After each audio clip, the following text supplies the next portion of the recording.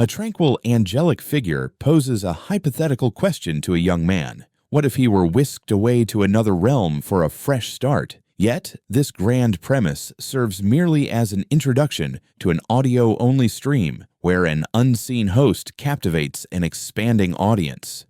Taking up streaming as a pastime isn't advisable. By night, a dark-haired youth with a red headband sits in front of his microphone, broadcasting to his listeners. By day, he's just a boy, peacefully sleeping in his bed. Life unfolds at the esteemed Crystal Royal Academy in the Rohius Kingdom. After classes, he passes a fellow student who bids him farewell, retreating to the solitude of his dorm. Once the door shuts, his calm facade crumbles, revealing intense strain as he gears up for another broadcast. He slips back into his streaming persona effortlessly. Leaning into the microphone with a broad grin, he enthusiastically greets his audience, thanking them for tuning in and inquiring about their day. The show has officially begun. The first letter comes from a man named Akita, a B-rank adventurer. The streamer's expression shifts to serious focus as he absorbs the man's dilemma. Akuta shares how a new member joined his adventuring team, possessing only supportive magic, enemy scouting, and weapon repair skills. Considering these abilities useless, Akuta, as the leader, expelled the young man, leaving him to cower and dismantle. Processing the tale, the streamer's face morphs into a cold, condescending smile. He leans closer to the microphone, posing a sharp question to Akuta. Are you really that foolish? He quickly elaborates on the absurdity of this choice. Scouting magic helps avoid perilous monsters, while repair magic saves trips to repair shops. An incredibly useful skill. As he speaks, the chat floods with comments, condemning Akita's leadership and questioning his arrogance. His voice escalates with fervor as he delivers his judgment. He states that Akuta's status is irrelevant. The adventurer's decision-making is flawed. He chastises Akuta, asking if he plans to wait until his entire team is dead before acknowledging his error. If he can't make sound choices, he should just step down. Akuta is left dumbfounded and speechless. The streamer's audience of 10,000 reacts passionately. They applaud his candid, albeit harsh, perspective. The consensus is clear, encapsulated by one viewer's comment. Akita should kneel and plead for that support user to return. He decides to move on to the next letter, unsure if his previous advice had any impact, but preferring to sidestep potential trouble. The new message comes from the son of an affluent family, revealing that he is already engaged. The letter continues, disclosing that the sender has developed feelings for a new transfer student and is contemplating choosing her instead. The message ends with a shocking and selfish request for the streamer to die so the sender can marry the new girl, leaving Kanata utterly appalled. This outrageous demand ignites an uproar among his diverse audience. In one household, a family listens in disbelief, shouting in outrage and questioning if the writer has any regard for his own family. The royalty is furious. A king, seated on his throne with guards at his side, declares that this matter cannot be taken lightly. Condemnation is widespread, transcending racial lines. A group of demonic beings chimes in, advising the letter writer to first earn his fiancé's trust and stop judging others based solely on appearances. Watching the stream, Rebecca's face twists with envy. While a chat message mocks the streamer, she imagines confronting him, shouting that she wants a girlfriend too, and calling him a fool, leaving Akuta beside her utterly confused. As the broadcast wraps up for the day, he exhales in relief and signs off, telling his audience he'll see them tomorrow. He holds a small device, pondering if this is how streamers felt in his past life, admitting to himself that it was quite enjoyable. In his room, the identity of the anonymous streamer becomes clear. His true name is Kanata, and in this world, he's a transfer student. At school, an instructor lectures the students. He explains that magic fundamentally relies on imagination, demonstrating by conjuring a small, crystalline magical construct at his fingertip. Listening to the lecture among his classmates, Kanata reflects on his situation. He realizes it has been a while since he was reincarnated into this world. He recalls his initial excitement upon discovering magic. In this new realm, it had seemed wondrous at first, but now, surrounded by others who could wield it, the novelty had worn off. It felt ordinary. Kanata quickly recognized the potential of his abilities and, eager to understand them, took the magic ranking exam. He achieved the prestigious S rank and enrolled in the Royal Academy, a school for the wealthiest nobles and most powerful commoners. However, his presence attracted the attention of a flamboyant, blonde-haired student who believed he possessed limitless power. The attention he received was far from positive. Two other students cornered him, their faces twisted with disdain. One sneered that he wasn't welcome, citing his lack of a family name, while the other bluntly told the commoner to leave. His observation was immediate and stark. The nobles clearly despised commoners. He understood that no matter how hard one tried, altering one's social status was nearly impossible in their eyes. He opted to handle the situation with disarming politeness for now, clasping his hands together with a serene smile. He told them he wouldn't know the answers to their unspoken grievances and suggested they ask the teacher instead. His direct yet passive response left his bullies seething with frustration. The tense standoff was interrupted by the hurried arrival of a young woman, Maria Adarashisu, who rushed onto the field, apologizing for her tardiness. The blonde prince began to scold her, but Kanata interjected, telling the prince that if he had time to talk, he had time to perform. The prince glared back, incensed by the interruption. Ignoring the conflict, Maria turned to the teacher, expressing gratitude for his kindness. The instructor waved off her apology, assuring her it was fine and that no one was blaming her. He correctly guessed she had been busy helping at home.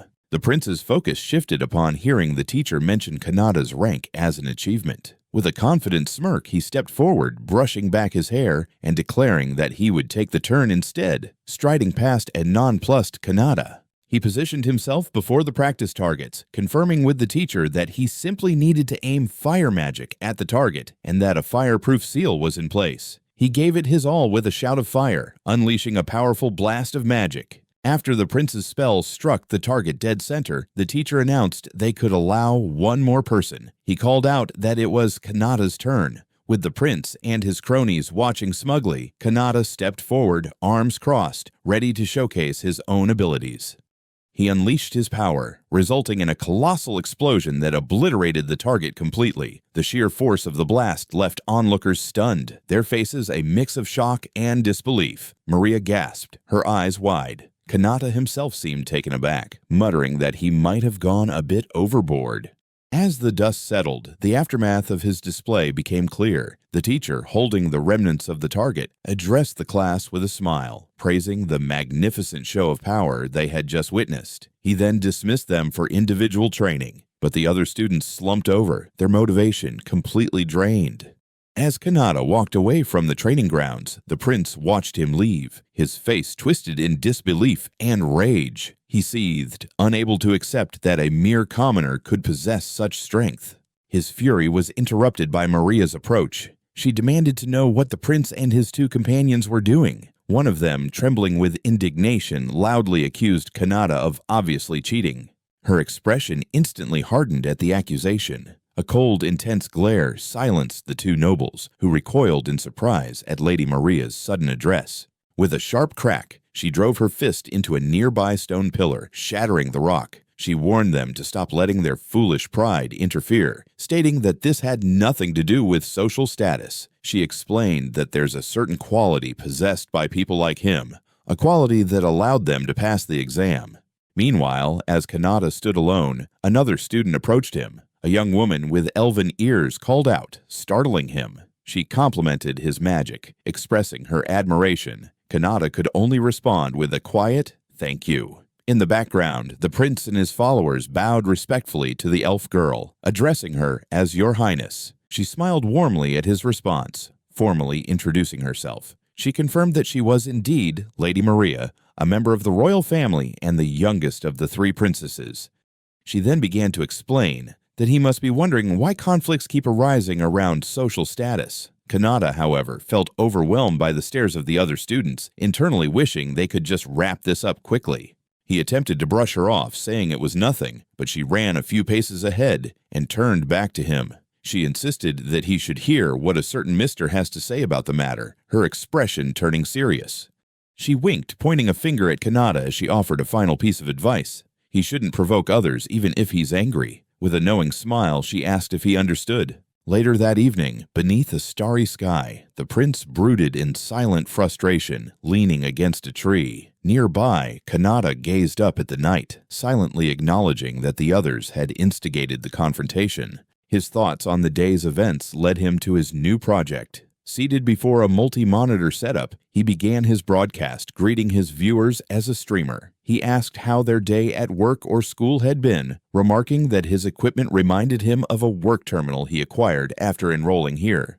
He continued, explaining to his audience that he had to do extensive tinkering to upgrade the basic terminal into a proper personal computer. This was no simple modification. To create a platform akin to a streaming site, Kanata had harnessed his limitless power. While this world had a network linking terminals, access to technology and entertainment for the general populace had been virtually non-existent until now. During his stream, he reflected on the dreadful events of the day, lamenting that the arguments about status between nobles and commoners seemed like an endless cycle. He noted that if anyone else attempted streaming, their magical power would be depleted in mere minutes. Suddenly, a special colored message appeared in his chat feed from a user named Anonymous Princess, expressing her joy at hearing his voice again. The unique format of the message stirred excitement among the other viewers, who recognized it as a sign of hardcore fame.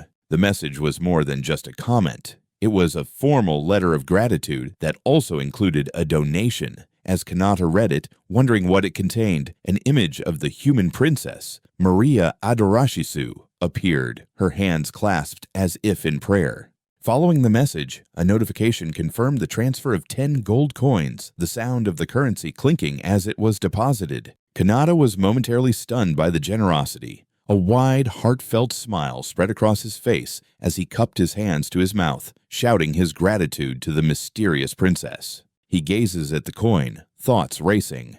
That donation, a staggering 100,000 yen from his previous life. He voices his concern, questioning his benefactor about the origins of such a hefty sum, while the chat buzzes with theories.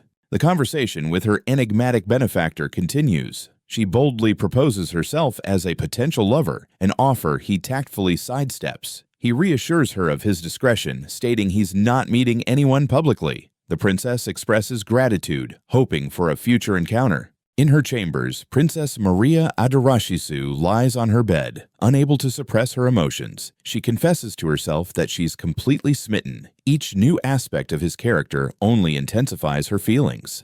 A blush creeps across her cheeks as she clutches her chest, overwhelmed by the depth of her emotions. With a sigh, she rolls on her bed, reaching for the device that connects her to him. Staring at the screen, she ponders how truly peculiar he is. He appeared out of nowhere, like a shooting star, instantly captivating everyone with his charm and influence. In her thoughts, he becomes a beacon, someone who has already rescued many with his kind words and wise counsel. She admires his clear goals and steadfast beliefs, but above all, it's his courage, his readiness to confront any backlash head-on. Holding the device to her ear, she shivers. His voice feels like it's etched into her mind, marking every part of her being.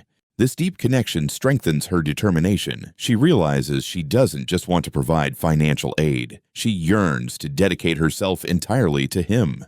Her devotion crystallizes into a singular, overwhelming purpose. With stars in her eyes and pure ecstasy on her face, she declares her new reason for existence: to live for him. As noted, the streamer has already garnered a significant following in Adoratia. But she isn't alone. From this moment on, more individuals with similarly intense feelings will emerge across the land, all consumed by the same fervor. This rising obsession acts as a powerful catalyst, with Princess Maria at its core. She and others like her, faces glowing with fervent devotion, unite in spirit, all fixated on their object of admiration. Yet Kanata, the one who ignited such passion, remains blissfully unaware of the forces gathering around him. His ignorance, however, won't last. A significant event looms on the horizon, one that will inevitably bring him face to face with these very fans, many eagerly anticipating the next live stream. In this realm, the reincarnated Kanata conceals his boundless power, continuing his role as the sole streamer from another world. Even while facing harsh treatment at school, his secret life ensures a steady income, with another 10 gold coins chiming in on his device. Streaming has drawn a specific type of audience, filled with obsessive followers. Chief among them is Yandere Princess, who declares her intent to support him. Choosing to avoid the crowds, Kanata strolls leisurely down a quieter path on his way back from the academy. His hands rest behind his head as he approaches a grand estate. His thoughts drift back to a previous incident in the library. Rebecca had remarked that things had become more troublesome since the explosion magic incident. Nearby, the prince and his companion scoffed, questioning how a commoner could achieve good grades, dismissing it as mere luck. He recalls a more recent spectacle. The prince had cornered the elf girl, Maria, loudly professing his love for her. Kanata, who had intended to stream to lift his spirits, could only watch the scene unfold. He wondered if he could possibly pass through, questioning whether the prince was the third princess's fiancé, but Maria gently turned him down, apologizing and explaining that her heart belonged to someone else. She clarified that it wasn't about fate. She was free to seek her own love, and there was already someone she wished to commit to. A small robotic avatar representing his viewers gave a silent thumbs up in approval. The prince fled in tears, shouting for her to be happy and not to worry about it. Back in the present, Kanata leans against a wall, pondering how fortunate Maria's partner must be. He admits to himself that she is certainly his type, an elegant beauty. Unbeknownst to him, Maria is just around the corner, having overheard everything and deeming his eavesdropping despicable. She steps out, startling him. Kanata raises his hands defensively, apologizing and claiming he was just on his way home. With a sharp gaze, Maria informs him that his shadow had been visible the entire time. She quickly brushes off the situation, laughing and assuring Kanata it was merely a joke. Flustered, he stammers his thanks and begins to hurry away. As she walks away, she pauses, a thoughtful expression crossing her face. The accent she just heard felt oddly familiar, though she wonders if it's just her imagination.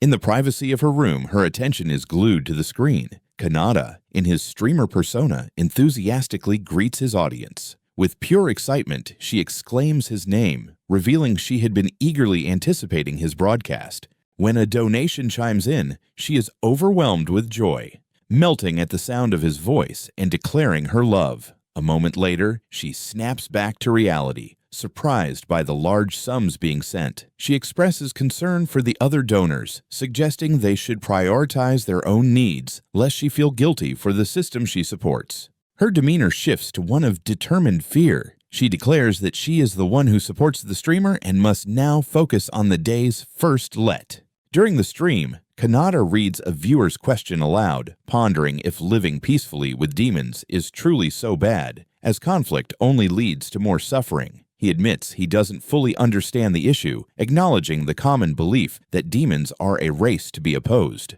His words ignite a flurry of reactions from his audience. Some accuse him of betraying humanity, while others note he has expressed similar thoughts before. The notion of good demons arises, but it's clearly a taboo topic.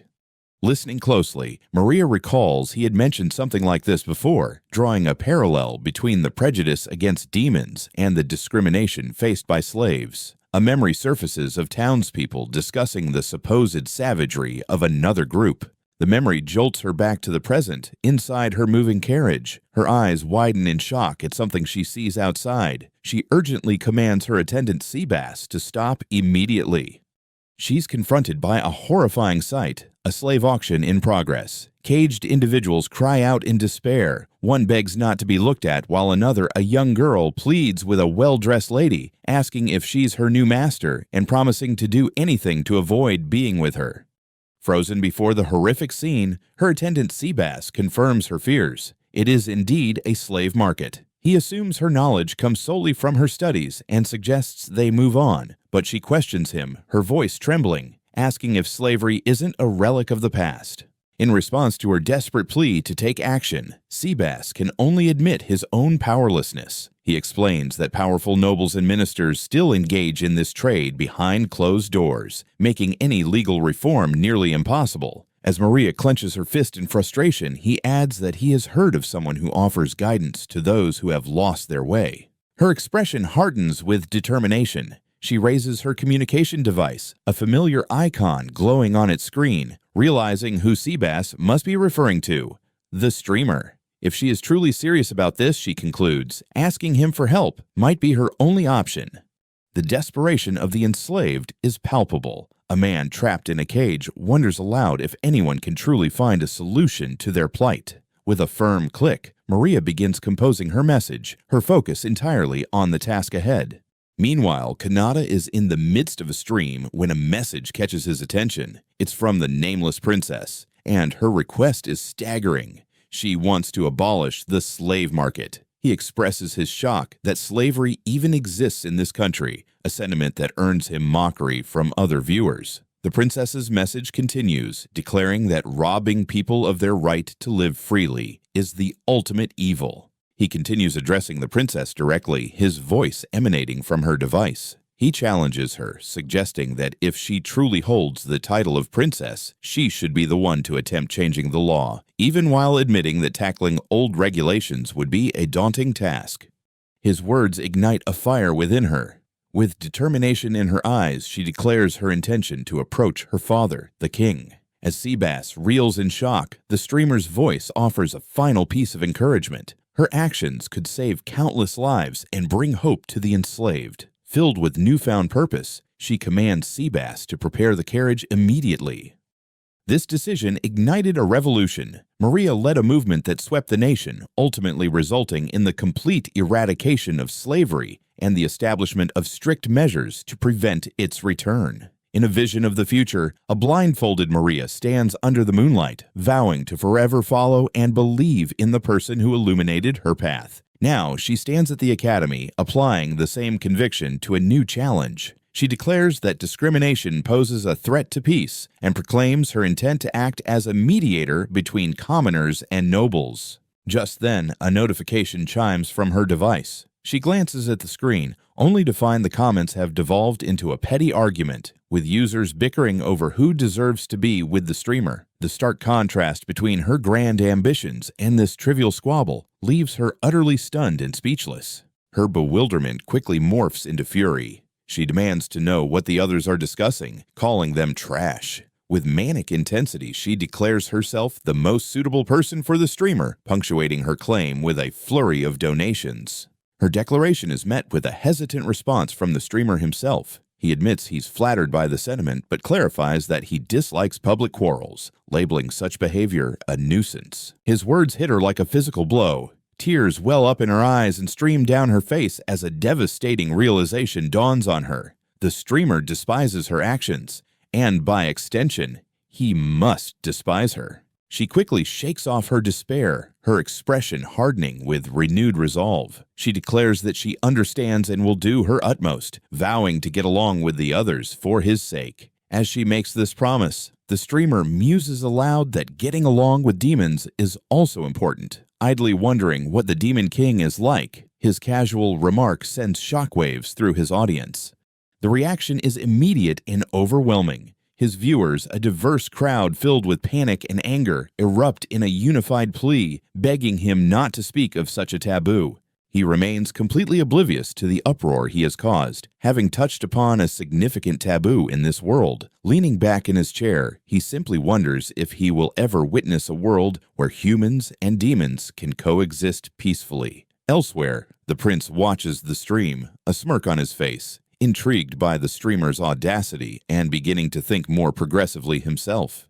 A formidable woman with horns raises her hand, dismissing a group of frightened adventurers before her. She finds them dull and unworthy of her time, instructing them to return only when they've become stronger. This encounter happened before Kanata's more contentious broadcasts. On the ground, the defeated insurer Akita recognizes a swirling energy as a war portal. The horned woman mocks the humans, questioning their chances against what they would label as SSS class power. Contemplation replaces her earlier aggression as she clutches a pendant close to her heart. She silently ponders why their people must endure endless battles, wondering if this is truly the right path. Doubt fades as she strides through an opulent hall, her demonic subordinates gazing at her with admiration. One addresses her as Lady Shrausa, complimenting her enduring strength and beauty. She reflects that questioning established norms seems pointless. One of her attendants points out an intriguing item the adventurers left behind, A small device with a cracked screen lies on the ground, showing the face of a streamer. Lady Shrausa wonders who this person could possibly be. A different subordinate, a demoness named Kikiki, explains the device's purpose. She mentions that while they lack a signal here, it's rumored to be popular to listen to him. Holding the device, Shrausa thinks it could be useful for gathering intel. A decision forms. She turns to Kikiki and a small floating familiar, issuing a clear command to create something that can receive this signal. Kikiki eagerly accepts the task. After some time, Shrausa sits focused in front of a newly built computer terminal. Kikiki and the familiar stand by, watching her nervously as her subordinate inquires about her evaluation. Suddenly, she leaps from her chair with a sharp sound, startling another attendant. Shrausa declares that this project will at least help her pass the time. She leans in closely to the screen, her concentration unwavering. On the screen, the streamer casually asks his audience what they had for lunch, mentioning he enjoyed egg toast. Shrausa, who had meat for breakfast, is taken aback by the sheer ordinariness of the conversation. She slumps over her desk, frustration coloring her cheeks. She scolds herself for even thinking about sending a message, convinced the streamer would never reply to someone like her. Despite her inner turmoil, tuning into his broadcasts has become a comforting ritual. She recalls her initial impression of him as someone merely passing time, a view that is rapidly shifting. She sips from her cup, contemplating his true essence. Recognizing the immense magical energy needed to broadcast one's voice so widely, she reaches a startling conclusion. He possesses more mana than even she, the Demon Lord.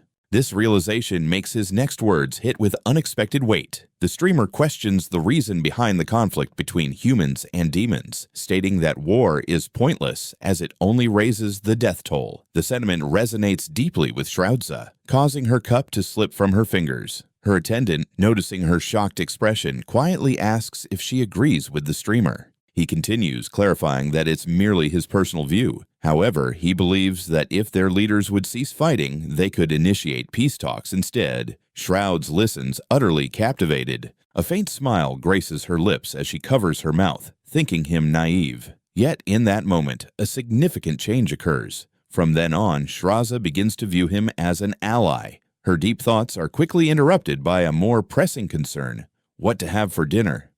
This newfound sense of connection drives her to action. She sends a substantial donation, surprising the streamer with its magnitude. He expresses gratitude but urges the anonymous benefactor to take care of themselves. Unseen, Shrausa resolves to become his personal guardian. She delights in her secret support, laughing with wild joy. However, her happiness is abruptly interrupted by a notification of another large donation, this time from the nameless princess, causing Shroud's joy to sour into rage. When a subordinate cautiously asks if something is amiss, she snaps that there absolutely is. Her possessive obsession is starting to resemble that of another princess. Her anger momentarily fades as the streamer wonders aloud what the Demon Lord looks like, asking his audience if they want to find out. He then seems to direct a question at her. "You want to see me?" The directness catches Shrausa off guard, prompting her to peek out from behind a column, flustered. She rushes back to her terminal, typing a furious response. On screen, Kanata notices a new comment, reading her playful accusation of him imitating the Demon Lord and eagerly agreeing to a meetup. Almost immediately, another message appears, stating that the streamer is intriguing and that they too will try to think more positively. Her voice resonates from her private chambers, calling for assistance. She declares that she has an urgent issue to address and needs immediate help. However, the matter is a deeply personal fixation. While bathing, her thoughts are consumed by the streamer. She reflects on her position as the Demon Lord, a ruler of many, yet finds herself utterly captivated by this faceless child of humanity. Her desire is singular and absolute. She wants him. She muses that if it were him, she would even be willing to let him rule over her. As her fantasy deepens, her subordinate Kikiki enters, politely interrupting to inform her that it's time for her departure. Kikiki, noticing her state, asks if she's feeling unwell. The Demon Lord deflects, claiming the water is unusually hot, but her subordinate counters that it's the same temperature as always. Her mind, however, remains lost in longing. She desperately wishes to meet the streamer, to see his face, to touch him with her own hands, and to hold him close. She wonders what she must do to make such a dream a reality. Her determination solidifies as she focuses on her objective. Aware that he resides in the human realm, she vows to offer everything she possesses as a demon lord to reach him. With her decision made, she takes flight, a winged silhouette soaring from the spires of her dark castle, questioning if he would, in turn, grant her every wish. Her journey begins not with a streamer, but with a display of power. She appears before a terrified human king, a predatory grin spreading across her face as she announces that it's time to commence. Meanwhile, far removed from the schemes of demons and kings, Kanata stirs in his bed, stretching as he gradually awakens to what seems like a normal morning. His peaceful awakening is shattered by Zeus, who bursts in, complaining about the noise outside. He urgently calls for everyone to check the news. In a bustling castle town, news spreads like wildfire. Citizens gather in the streets, clutching newspapers that announce a ceasefire. Reports indicate that the demons have sent a non-aggression request. The public buzzes, linking this sudden peace to the recent broadcast. One person wonders if the demon lord was listening to the streamer, while another speculates about the influence of this enigmatic figure. Rumors circulate that every nation now regards him as a person of great significance. The newspaper itself shows the human king kneeling, having lost his nerve and accepted the terms, a testament to the overwhelming event. Far from the political turmoil he has incited, Kanata sits by a window, gazing out with a serene expression, completely oblivious to his skyrocketing fame and influence. He idly wonders if there will be a festival. In these moments, it becomes evident that a single word from the streamer now holds the power to alter the world. Having finally finished his task, Kanata stretches, wiping sweat from his brow with a wrench still in hand. Announcing that he's famished, he decides to eat outside and promises to explain everything to his audience later. He steps out into a lively town square, the sounds of a bustling populace filling the air between the timber-framed buildings. He navigates through the crowd, taking a large bite of some skewered food, marveling at its deliciousness. He muses that spending days outside isn't so bad, but his thoughts are interrupted when sauce suddenly splatters on him, prompting him to shout in annoyance at the culprit. The source is a burly man with a shaved head, aggressively confronting a woman in a hooded cloak. He yells at her to watch where she's going, pointing at the stain on his shirt and demanding compensation. The woman apologizes meekly, but Kanata, observing from a distance, recognizes the situation as a classic scam. He notes that the scammer's tactics are particularly low and observes the absence of any soldiers nearby. With a sigh, he wonders if this world is somehow testing him, pushing him to intervene. While dealing with such matters feels tedious, he considers that doing nothing would be worse. Steeling himself, he calls out to the thug, addressing him as Old Man. He steps forward, calmly stating that the woman merely bumped into him and questioning the man's extreme reaction. The thug turns his attention to Kanata, aggressively demanding to know what he wants. With a confident smirk, Kanata cracks his knuckles and tells the man to let the woman go. He seizes the thug's arm, effortlessly twisting it. The man cries out in shock, stunned that someone with such thin, stick-like arms could possess such strength. Panicked, he quickly makes an excuse about being late for work and flees the scene. With the man gone, Kanata turns to the hooded woman, muttering that the scammer could have at least apologized. The woman looks up at him, her face still hidden by her hood, and asks what's wrong. She pulls back her hood, revealing a delicate face with large, light-toned eyes. She explains that his voice simply sounded familiar. Kanata is taken aback, wondering if she could be one of his listeners. The thought of a romance with such a cute girl crosses his mind, but he quickly dismisses it as a misunderstanding. Flustered, she admits that she could have chased the man away herself, but might have hurt him in the process. Kanata urges her to go home before anything else happens, assuring her it's all right. Internally, he reflects that he's the secretly strong type, leaving the girl to wonder what he means. Following his advice, she formally thanks the stranger whose name she does not know. Kanata brushes it off, saying that helping a pretty girl has lifted his spirits. She demurs, suggesting there are many people prettier than her. He scratches his head, thinking to himself that if she isn't considered pretty, the standards in this world are terrifyingly high. Her gaze then falls upon his hand, and she points, asking what happened to it. Kanata looks down, surprised by her sudden concern. He quickly explains that it's just a bruise from cleaning up the day before, reassuring her that it will likely be fine by tomorrow. A brief memory flashes of him clumsily dropping a stack of books.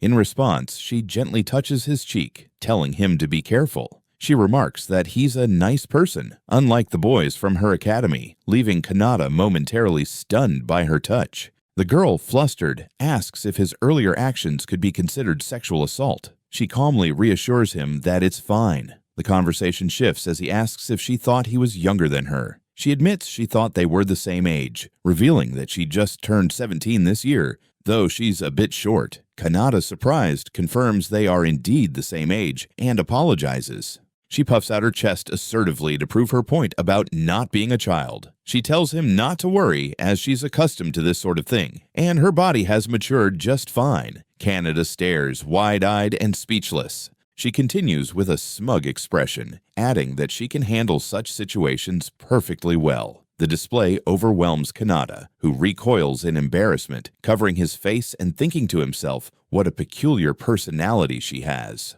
After their unusual meeting, they go their separate ways on the street. She wishes him well, hoping fate will allow another encounter. He waves back, reminding her to stay alert. As he walks away, he reflects on their conversation. He remembers a cross on her clothing and wonders if she's a novice sister, but ultimately decides it's irrelevant. Inside a grand, somber hall, a woman in a sister's habit speaks to a cloaked figure. She starts to welcome him but falters, hinting that circumstances hinder a simple greeting. Meanwhile, Maria Adarashisu arrives, climbing a broad staircase.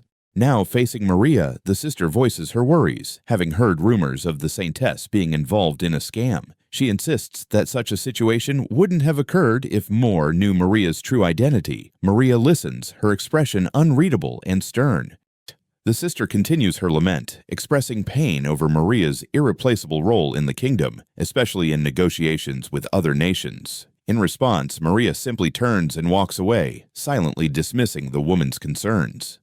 Taken aback by her chilliness, the sister calls out to the saintess, commenting on her merciful nature. Maria pauses, hands clasped in prayer. She reminds the sister of their teachings. All humans are equal, and one must hate the sin, not the sinner. Later, alone in a vast chamber, she reflects on the day's events. Amidst the negativity, she recalls a pleasant encounter with a kind gentleman. Their voices felt oddly similar, causing her to waver between belief and doubt. Her thoughts are interrupted by a quick glance to ensure solitude, and her demeanor shifts. A nervous tension envelops her as she retrieves a small communication device, which beeps to life. In an instant, her composure crumbles. She jumps up crying out in sheer joy, knocking over furniture in her exuberance. The streamer's divine voice is here. It turns out this revered saintess is also a fervent fan, her obsession bordering on madness. Beneath the night sky, outside the church, the sister contemplates the saintess's remarkable and unwavering calm. She remains blissfully unaware of the truth, while Maria is overwhelmed by the streamer's enchanting voice. This is her daily ritual. Each day she purifies herself, ready to give everything to him at a moment's notice. The woman known for her unshakable calm is privately consumed by a fervent, almost religious devotion to the stream. She collapses onto her bed, trembling with delight, her lower abdomen tightening at the sound of his voice as she loses herself in the moment. Another young woman with glasses enters, her expression filled with concern at the sight. She continues to watch the stream, her focus locked on the small device. On the screen, Canada proudly displays his hands, no longer concealed. "Tata, I can show off my hands now," he announces, asking his audience if they're watching. Maria can only respond with a confused sound. The sight of his hands sends a shock through her. A horrifying realization hits her, her face draining of color as she stares at the screen. Could it be him? No, it can't be. The thought echoes in her mind, a frantic denial against the growing evidence. The architecture behind him, the very buildings she knows so well, reveal his location without him realizing. During his stream, Canada proudly showcases a new magic item he crafted that morning, a camera designed specifically for displaying his hands. He positions his fingers over the device, asking his viewers if they can see them clearly. He checks the feed on another device, noting the quality is quite impressive. He explains to his audience that the bruise on his hand hasn't healed yet, which is why he still wears a bandage. He considers that he should have worn gloves to conceal his identity, but then laughs it off. He confidently asserts that no one could identify him just from his hands. Two viewers react with alarm. Lady Shrusa, holding a first aid kit, asks what happened to his hands. Princess Maria stares at her screen, eyes wide with shock and disbelief as she recognizes them. She trembles, thinking it can't possibly be him. Noticing their specific reactions, Canada reads the flood of concerned comments from his general audience. He reassures them, explaining that he was just clumsy that morning and warns them to be cautious around bookshelves. He realizes that simply showing his hands has stirred quite a commotion. Later, he remarks that the stream is more enjoyable due to his audience's energy. As he prepares to continue, a notification pings on his screen, darkening his expression with confusion and annoyance. The notification is a video message, which he realizes is a threat. A burly man with a scar introduces himself as Mantis, the leader of the Thief Guild. Mantis states he doesn't understand streaming, but finds it intensely irritating, making his skin crawl. The message continues with several of Mantis's shadowy subordinates, who collectively vow to find the streamer and kill him painfully. In a final taunt, he warns the streamer to spend his last days trembling in bed. Kanata grins defiantly into the camera and retorts, "Right back at you." He internally concludes that the thugs are simply envious and resent his very existence. Meanwhile, as a flood of donations pours in for Kanata, Maria watches with frustration. She voices her confusion, unable to comprehend the hatred directed at him when he earned so much simply by streaming anonymously. Considering the man's threat from the stream, under the stormy sky, she reflects that threatening someone is a serious crime, one that could easily lead to imprisonment. This line of thought leads her to ponder two crucial questions the thief had clearly overlooked. What truly happens when one threatens to kill a streamer, even as a bluff, and just how much power do his devoted followers actually wield? Hours later, the consequences began to unfold. In a desolate, rocky hideout, the members of the Thief Guild lay scattered and defeated among their shattered weapons. Amidst the carnage, a single figure fled into the night. Mantis, the guild leader, gasped for breath as he scrambled away from the bodies of his fallen comrades. His frantic escape was abruptly halted as he cursed his luck. He couldn't fathom how they had found him, but before him stood a line of armored soldiers, including the very streamer he had.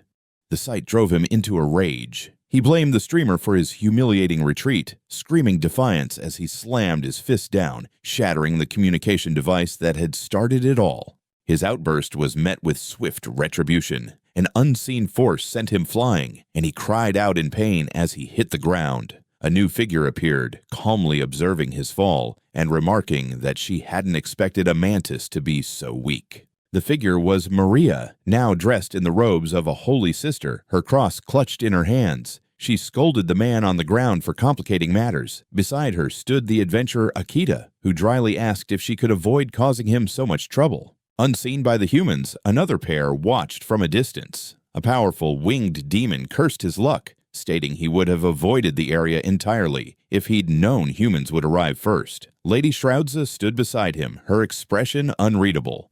Pinned to the ground and utterly defeated, Mantis could only gaze up in terror at the foot on his back, demanding to know who his mysterious attackers were. The forces that descended upon him formed a strange and terrifying coalition, united under one banner: believers of the streamer. A horned demon lord, a serene woman of the cloth, and a stern elf princess all delivered the same verdict: judgment must be passed. Their subordinates, a powerful warrior, a cheerful woman, and a stoic swordsman, were ready to execute the sentence. Among them, two figures loomed over the terrified thief. The woman dressed as a nun declared that they were issuing an emergency judgment. Her companion, the swordsman Akita, seethed with rage, questioning how such a hopeless fool could even dare to think of killing their tart. Defeated and broken on the ground, the thief could only watch as the two demons who had been observing from a distance flew away. He realized with dawning horror that they too were believers, perhaps less zealous than their superiors, but still part of the same insane flock.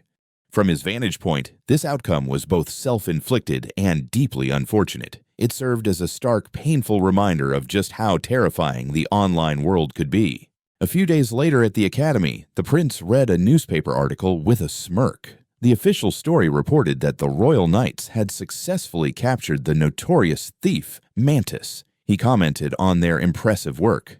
He wasn't the only one to hear the name. Seated at his desk nearby, Canada's focus was broken by the mention of Mantis, a name that felt vaguely familiar. As he pondered, another student approached his desk. He was distracted by the other student's distress. The boy clutched his head, lamenting that even the other commoner students had been ignoring him lately. Canada noticed the boy had dropped a handkerchief and tried to call out to him, but the student walked away, lost in his own misery.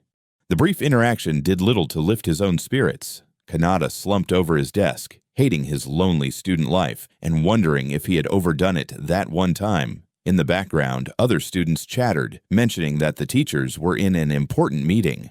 His melancholy was interrupted by the classroom door sliding open. A teacher entered, instructing everyone to take their seats. From his desk, another student glanced over at Canada, noting how lifeless he appeared. The teacher stood before the class and made an announcement, though it was sudden. He explained that a certain person would be joining their class temporarily. The news sent a wave of excited murmurs through the room, but Kanata could only look on with a weary, troubled expression. As Kanata sat stunned by the teacher's announcement, the subject of the discussion made her way down the school corridor. However, this was no ordinary transfer student. She was a person of utmost importance to the capital, closely connected to the royal family. Until this moment, she had never revealed her face in public, but she had decided to make an appearance for the sake of her own future. Back in the classroom, the prince issued a stern warning to the students, instructing them not to act rudely. With a sharp gesture, he then permitted the newcomer to enter, a development that left Canada utterly bewildered. The girl stepped into the room and greeted the class. She introduced herself as Alphana, explaining that despite her youth, she held the position of saintess. The revelation sent shockwaves through the classroom, leaving Canada and his peers speechless as the new student gave a playful wink. At the academy, Canada rests his chin on his hand, contemplating the news. He correctly surmises that rumors of the saintess transferring into the S-class are spreading like wildfire, with other students rushing off in excitement to catch a glimpse of her. The action proves true as the classroom erupts into chaos. A large crowd of students swarms Alphana's desk, calling out to her and marveling at her beauty. From his seat, Kanata watches the scene unfold with a knowing look, having anticipated this exact reaction. A group of female students catches Alphana's eye, inquiring why Asanis would choose this academy. With a playful wink, she touches her chin and replies that it's for something like societal observation. She quickly adds that there's a deeper purpose behind her transfer. Canada, overhearing, grows serious as he contemplates her words. His thoughts wander to the little he knows about the saintess title, recalling his time in the library, studying everything he could about this unfamiliar world. The texts describe a saintess as a rare individual selected only once every few decades, someone with immense mana and a commendable character. This person wields authority over the church, excels in diplomacy, and has close ties to the royal family. Alphana confirms this, mentioning her friendship with Princess Maria. It clicks for Kanata. The girl he encountered earlier is this transfer student. He muses that with her abilities, she would actually belong in the SSS class, not just the S-class.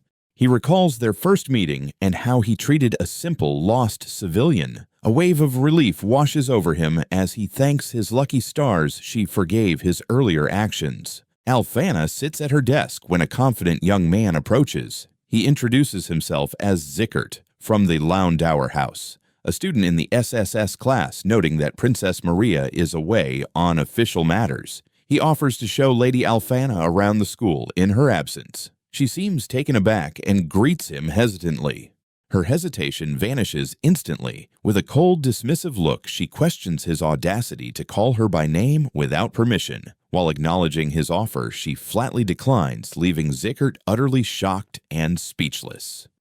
Zickert's humiliation is palpable. He bows his head, profusely apologizing as other students, including Kanata, watch the scene unfold. Some murmur that he deserves it for being so arrogant, while another calls the display pathetic. Zickert retreats in defeat. Kanata's expression hardens. He has no time to laugh at the spectacle. The next class is set to be held outside. He decides to use the travel time to brainstorm topics for his next stream. During the practical magic lesson, Alphana showcases her power. With a focused shout, she unleashes a powerful water slash, sending a crescent of fluid energy hurtling toward the practice target. The slash cleanly slices through the target, leaving the other students in awe. They remark that such power is expected from the Saintess, with some questioning why someone of her caliber, perhaps even surpassing Princess Maria, is in the S-class. One student declares he must win her over. He observes her contemplating the burdens of nobility. They're constantly pressured to please others and build connections for their families, never truly able to focus on their own desires. His thoughts are interrupted when the instructor calls his name. The teacher directs Kanata to the starting point for his turn, and he acknowledges with a simple, "Got it." As he walks past the line of students, Alphana steps closer. She leans in and whispers a quiet message of encouragement directly to him. "Please do your best, good sir." Her unexpected closeness and personal encouragement send a shock through Kanata. He freezes, mouth agape, as she calmly turns and walks away. He remains stunned for a moment, processing what just occurred. He can't believe she not only noticed him but also spoke to him. As he stands there flustered, Alphana continues on her way, hiding a small, satisfied smile. That brief interaction ignites a fire within him, filling him with newfound motivation. Kanata strides confidently toward the starting point, determined to impress. Zeus observes his friend's sudden change in demeanor, noting that such motivation is a good thing. He takes his stance, determined not to overdo it like last time. Focusing his energy, he unleashes a water slash, a controlled jet of water slicing cleanly through the air toward its target. The last strike hits the target dead center. The teacher, observing from the side, nods in approval, murmuring, "Nice shot." However, not everyone is impressed. Zickert and his friends watch with disdain. One dismisses the display as the same old trick, while Zickert scoffs, questioning what a filthy peasant thinks he's doing and calling him as annoying as ever. Kanata hears their taunts but chooses to ignore them, remaining unfazed. Their words, however, do not go unnoticed. A cold, sharp voice suddenly demands to know who just uttered the words filthy and pesky. The voice belongs to the elf princess, her expression radiating cold fury. Kanata looks on, startled as she expresses her disbelief. She had heard from Maria about such behavior but dismissed it as a joke, shocked to discover that nobles who insult peasants actually exist within the academy. The intense aura immediately silences Zickert's group. They realize that the magic they've just witnessed is nothing like their own brute strength. It was refined and perfectly controlled. A horrifying skeletal figure materializes behind the elf princess as she commands them to learn some shame. The teacher marvels at her incredible magic, which in untrained hands might be mistaken for a mere apparition. The princess continues her lecture, declaring it unforgivable to belittle the talented while ignoring one's own weaknesses, regardless of status. The sheer pressure of her words and magic forces the arrogant students to their knees. Kanata, bewildered by the scene, wonders if he somehow provoked them further. Zeus clarifies the situation, explaining that the group is now being lectured by both the princess and the saintess due to their insults toward Kanata. As the commotion settles, he realizes with a hint of disappointment that he didn't get another chance to speak with the saintess. He spots her from a distance, sitting peacefully with the elf princess under a parasol. He quickly shakes off the feeling, a wide grin spreading across his face. It doesn't matter. He has his listeners, and that's enough for him. With renewed enthusiasm, he throws his arms up, already pondering what to discuss during his stream that night. He sits alone on a bench, addressing his unseen audience. He apologizes for the delay and enthusiastically announces that they will be streaming until morning. As he speaks, the elf princess who had been beside him turns and walks away quietly. His solitary meal is interrupted by an unexpected reunion. He looks up in astonishment to see Alphana standing before him, blurting out her title, Saintess. She smiles, but her eyes are sharp as she notes that he seems to have had a prior guest. The realization dawns on Kanata, his face contorting in shock as he understands she saw who had just left. Kanata had been exploring the school grounds when he stumbled upon an ornate structure. There, he spotted the girl known as the Saintess, Alphana, standing alone. He watched her for a moment, a small, thoughtful sound escaping her lips. His observation was cut short as she suddenly turned and grabbed him by the lapel, her expression intense. She announced their reunion, formally addressing him as "Good Sir," leaving Canada completely flustered. She pressed on, asking if he remembered her as the girl he met in town. Her initial fiercely blushing expression softened into a more direct, questioning gaze. He confirmed that he remembered her. Alphana immediately insisted he stop being so cautious and speak to her casually as they had when they first met, warning that she wouldn't forgive him if he refused. Internally, Kanata panicked, realizing that being seen alone with her could lead to trouble. To avoid complications, he quickly agreed to speak normally, and she beamed with gratitude. He scanned their surroundings, relieved to find no one else nearby. Alphana then made another request for him to call her Alphana and for her to call him Canada. He was taken aback, recalling that she hadn't seemed to like it when he used her name before, but she pressed her hands together, earnestly wishing for him to call her by her name. She leaned down on a nearby structure, explaining that since fate had brought them together again, he should grant her this one wish, punctuating her plea with a charming wink. He hesitated, repeating her name aloud as if testing its weight, clenching his fist in indecision before crossing his arms. Finally, he reluctantly gave in. The sound sent a jolt through Alphana. She squirmed with delight, her face flushed as she shyly whispered his name back to him. Watching her reaction, Kanata conceded that while her behavior was odd, she was undeniably adorable, possessing both a lovely personality and physique. Her reaction was so profound that her spirit seemed to momentarily leave her body in pure bliss. The simple act of him calling her by name was enough to send her soaring. Kanata could only watch, thinking to himself that she was almost too perfect. In her internal world, however, a storm of misinterpretation brewed. She reasoned that just as love is blind, those obsessed in flight, even the smallest gestures for Canada, not noticing her desires, was normal. Therefore, his agreement to use her name was, in her mind, a clear agreement to marry her, unaware of this monumental leap in logic. Canada simply noted that she looked sleepy and told her to get some rest. The next day dawned over the Grand Academy building. Inside, Kanata entered his classroom, wondering where to sit. He immediately spotted Alphana, who had arrived early and was already surrounded by other students. At the same moment, the elf princess also walked in, greeting Alphana cheerfully. In the doorway, Alphana announced she would be intruding. His shock mirrored that of his classmates, who stared in disbelief. The astonishment grew as the elf princess, Maria, strode directly toward Alphana, demanding to know why she was there instead of in the SSS class. As Maria called her a person full of surprises, Alphana could only offer a flustered apology.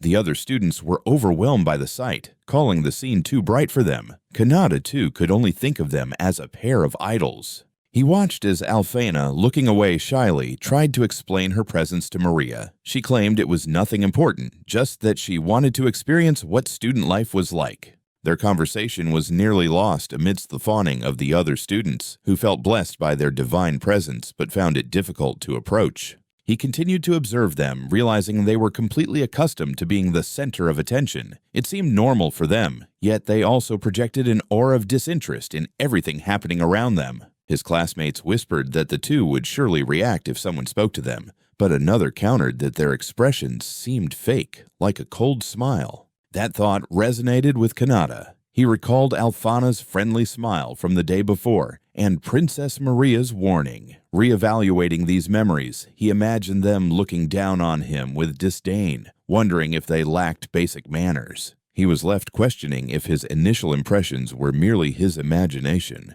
He watches as Alphana and Maria converse nearby. Alphana muses about taking a class or two, admitting she's envious of how much fun the other students seem to be having. Canada overhears but quickly dismisses his own feelings of envy, reminding himself to know his place and that he's overthinking.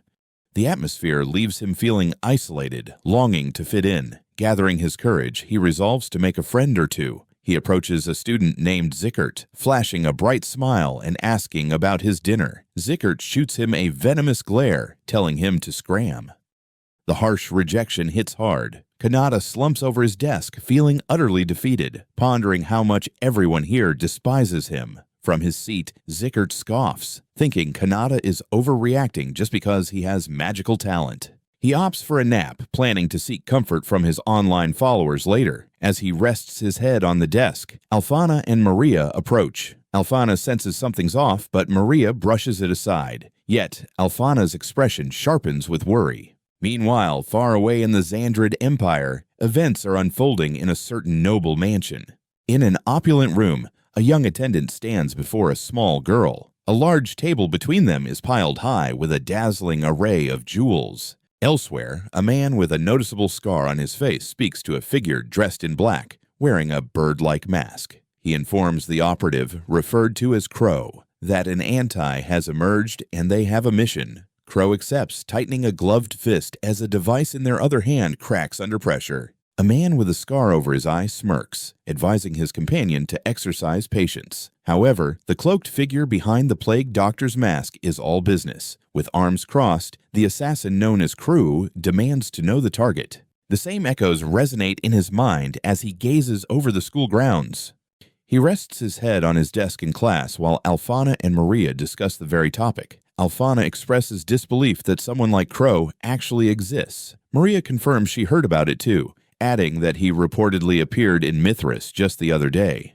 Their conversation continues. They note that Mithras is only 100 kilometers away, which feels a bit unsettling. Still, they reason that they haven't done anything to warrant being targeted and should be fine. Meanwhile, Kanata reflects on his luck, grateful to have been born into a clean, uninvolved family. A vital piece of local knowledge. In this world, the term crows doesn't refer to birds, but to assassins. He recalls the research he'd conducted. Even the information from his listeners was inconsistent. They all believed Crow was merely an urban legend. Online comments were a mix of rumors and speculation, claiming he had killed over 30 people, whispers of nobility, and doubts about his existence. But Kanata now suspected he was real. Shaking off the discomfort, he decides it doesn't concern him. He rests his head on his arms, content to sleep until the next lesson. In a well-furnished room, Crow confronts a stout, aristocratic man. The assassin interrupts, stating that his time is precious and demanding the target's name. The man expresses surprise, noting that no one would expect a living legend from the Xandrid Empire to be here.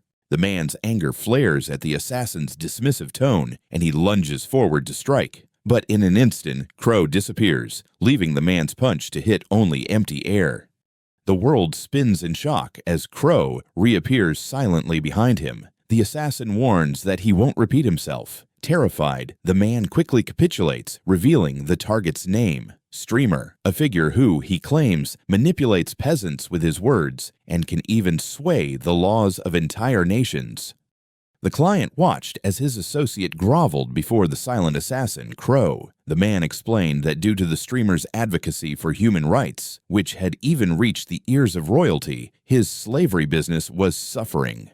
Finally, the client spoke, cutting the conversation short. He declared that he understood the situation well enough, though his tone hinted at dissatisfaction. The assassin stated it was a request they could no longer accept, causing the client's young daughter to gasp and shuffle. In response to the refusal, the assassin moved with blinding speed. A powerful fist struck the client's face as he uttered a confused, "Why?" while the complaining associate was dispatched in a separate brutal instance. The assassin stood over the client's lifeless body. Coins of payment scattered across the floor. They calmly explained that since the client had died, the job could no longer be accepted, and thus the money would remain. The young girl cried out for her master.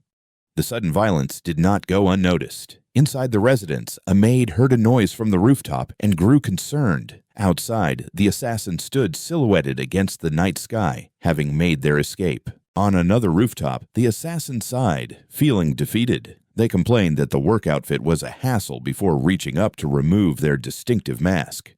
The mask came off, revealing the face of a young woman with long dark hair. Perched on the roof's edge, she mused aloud, finding it hard to believe someone would actually request the murder of Lord Streamer. She held the Plague Doctor mask in her hand, a cheerful yet cynical smile on her face. She remarked to herself that trash truly exists in this world, a clear condemnation of her former client. Her professional demeanor then completely melted away. Pulling out a small device, she noticed a broadcast was starting. Her face lit up with pure adoration as she squealed, greeting her idol on the screen, Lord Streamer. The sound of the broadcast startled the man who had hired her, who wondered aloud what kind of bird could make such a noise. It was a testament to a strange reality. Even the legendary assassin was an obsessive, devoted listener. She held the device close, her face flushed with adoration. She whispered to the voice on the other end, telling him that a lot had happened today, but ever since she found his broadcast, her nights had been wonderful and refreshing. Her bliss was interrupted by the realization that she missed part of what he said. Annoyed at the waste, she tried to refocus, but a part of her daydreamed, wishing he would scold her for being a useless assassin who can't even work properly. Meanwhile, the streamer, Kanata, put on a tearful performance for his audience. He recounted how he tried his best to make friends, but as soon as he spoke, they told him to shut up. He sniffled, asking his listeners for consolation. His act was convincing. As she listened, a single tear of sympathy fell from Crow's eye onto her device. She murmured how awful it was, her heart aching at the shaky, pained quality of his voice. Her sorrow quickly morphed into fury. She seethed at the thought of those who slighted him, believing they should be grateful for the privilege of hearing his voice. Recalling dismissive comments from other listeners, she clenched her fist, certain that if he were speaking to her, she would never hurt him. The intensity of her feelings reminded her of her recent work, the noble she had just killed. Back in his room, Kanata's demeanor shifted entirely. He grinned and held up a glass of water, cheerfully announcing that he used it to fake the crying sounds. He asked his audience for their thoughts on his acting, adding that everything else he said was true. His reveal caused an uproar in the live chat. Messages flooded the screen, a torrent of surprise, relief, and praise for his convincing performance. He felt a bit guilty for worrying them, thanking everyone for their concern. He then noticed a specific message and expressed surprise that it was read. From his perch on a rooftop, he shared a new resolution with his audience. Instead of treating his bullies in kind, he wanted to try interacting with them more proactively. He continued, musing that even if they didn't become friends, perhaps they might be willing to simply hold a conversation with him. Listening to this, Crow was utterly captivated, her face flushing. She found a sentiment not just hopeful, but graceful. He kept speaking to his audience, adding that if his bullies ever treated him worse, he hoped everyone would be there to console him. A sudden notification sound interrupted his light-hearted request. Elsewhere, in a stark stone chamber, the assassin known as Crow listened intently, her unmasked face set with grim determination. Clutching her sword, she questioned if that was truly all he wished for before making a solemn vow to act on his behalf. Her vow echoed through the macabre hall surrounded by the skulls of past targets. She declared that she would eliminate anyone who dared to harm him, no matter who they were. With her purpose set, she leaped in emotion, a blur of deadly intent. Back in his room, completely unaware of the deadly promise made in his name, Kanata looked over the flood of supportive messages on his screen. A warm, grateful expression spread across his face as he reflected on how kind all of his listeners were. In a royal capital, within a certain brothel, a young woman named Kana saw a client out. She offered a polite thanks for visiting, sir, as he waved and bid her farewell. With the transaction complete, she turned and walked back into the establishment, her expression hardening slightly. Her boss greeted her, praising her good work, and mentioning that he changed the sheets for her. He remarked that the customers seemed quite satisfied, as expected of their top seller. Kana simply thanked him, clutching a pillow to her chest. Confidence surged back in an instant. She declared that of course they were satisfied, asserting that it was only natural since she was the one serving them. After all, she reminded him, she was the facility's ace. Later, speaking with a different man, a manager, Kana asked to be left alone for a while, explaining she had her own work to attend to. She quietly expressed a desire to hear a certain person's voice, but the manager dismissed her, simply saying better luck next time as he walked away. In her room, she began to undress. Unbeknownst to her, the manager was peeking through the cracked door, his thoughts lingering on her features. Sensing his presence, Kana whirled around and hurled a pillow at the door, shouting for him to leave. Once he was gone, she sighed, reflecting that it had been a satisfying day nonetheless. Settled in bed, she held a small communication device, thanking the streamer, Hermalord. Just as his broadcast began, the manager was violently kicked out of her room. Startled by the voice asking if he'd kept his listeners waiting, Kana shot back at the device that he certainly did, her tone a mix of relief and adoration. As she listened, her intense expression softened. The voice of the streamer, Kanata, had reached places he couldn't possibly imagine. A princess, a demon king, a saintess, an assassin. And now, it had reached a humble prostitute. Holding the device, Kana wondered aloud if he had run into some kind of trouble. She pressed the device to her chest, sighing wistfully. She wished her Hermalord were by her side, vowing that she would offer her entire being to him in a heartbeat. To her, he was a savior, the one who saved all those like her. This was a stark contrast to her present. Kana was born in the slums, a world away from the capital's luxury. To survive, she was forced into the nightlife business, eventually clawing her way up to her current position. Sitting with their co-workers, one of them voiced a common fear. They were still young, but once they aged, they would lose their customers. The question of whether they'd be forced back to the slums hung in the air. Kana's hand trembled as she took a drink, admitting she didn't even want to think about it. Despair met with a heartless response. The manager, cheerfully giving a thumbs up, claimed the customers enjoyed themselves, while her boss coldly reminded her that all she needed to do was work, treating her and her colleagues like worthless trash. Kana could only stare in shock, exclaiming how unbelievable his words were, especially since they had just secured this job. In a different, brightly lit venue, a group of men expressed their disgust over a similar subject. One man voiced his relief at realizing a woman was a harlot before getting engaged. Another chimed in, stating that marrying such a person would tarnish his family name before he even passed away. This attitude mirrored the grim truth of their society. The status of prostitutes was appallingly low, often treated as less than human, akin to spoiled food. Amidst this, Kana gently assisted a drunken coworker, suggesting it was time for them to head home. Upon returning to their quarters, the manager, trying to uplift their spirits, proposed they forget the unpleasantness by tuning into the streamer's broadcast. He announced that it was about to begin. Gathered around the screen, they watched as the streamer Kanata kicked off his broadcast. He confessed to being somewhat of a neat freak and mentioned witnessing something that unsettled him, which drew laughter from Kana and the others. The manager commented on how amusing he was as Kanata prepared to read the next letter. Tony shifted as he read the letter aloud. It was from a listener who labeled prostitutes as filthy harlots and trash that sullied the city. The words hit Kana and her friends like a physical blow, their laughter fading instantly. They mourned that no matter how hard they tried to escape their hell, people would always view them this way. Kanata, holding the communication device, looked shocked and demanded to know who the listener thought they were addressing. In response to the hateful message, he launched into a passionate defense. He questioned why anyone would judge another based on their profession, arguing that selling one's body isn't a crime. He declared that he admired their bravery and that their work was valid, as they did what was necessary to survive. His words, bolstered by supportive comments from other viewers, struck a chord. He envisioned a world where workers could take pride in their jobs without facing ridicule. For Kana, who had never heard such sentiments before, it was a revelation. The stream reached ears across the kingdom, prompting reflection among the populace and bringing tears of joy to many like Kana. Consequently, the societal view of prostitutes began to shift. Lying in her bed, Kana pondered that while she was unsure about other nations, their treatment within the kingdom was now unparalleled. She silently thanked the streamer, hoping to repay him someday. Despite this societal change, her personal battles persisted. She later recounted an attempt to make friends by initiating conversations, only to be told to shut up the moment she spoke. The memory was a painful, pathetic one.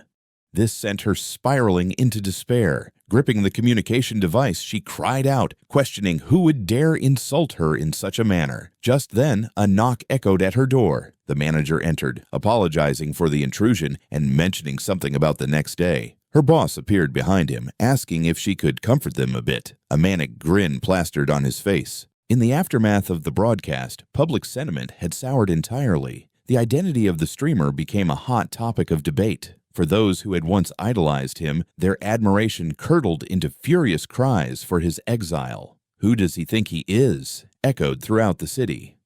A week later, Kanata roamed the streets alone, his stomach growling with hunger. As he wondered if the bread stalls were still open, a gentle voice called out to him. He turned to see a familiar face with long, pointed ears.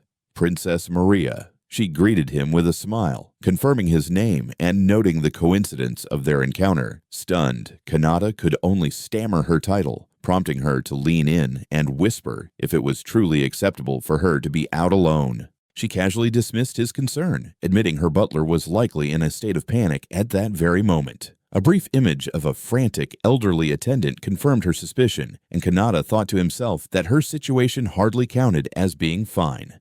Leaning in closer, she directly asked if he was free. Flustered by her proximity, he could only manage a stammered affirmative. With his availability confirmed, she cheerfully suggested they take a walk together. The proposition sent Kanata into a whirlwind of panic. He knew that if anyone spotted him with her, his school life would be over. Yet, despite the risk, a part of him yearned to go.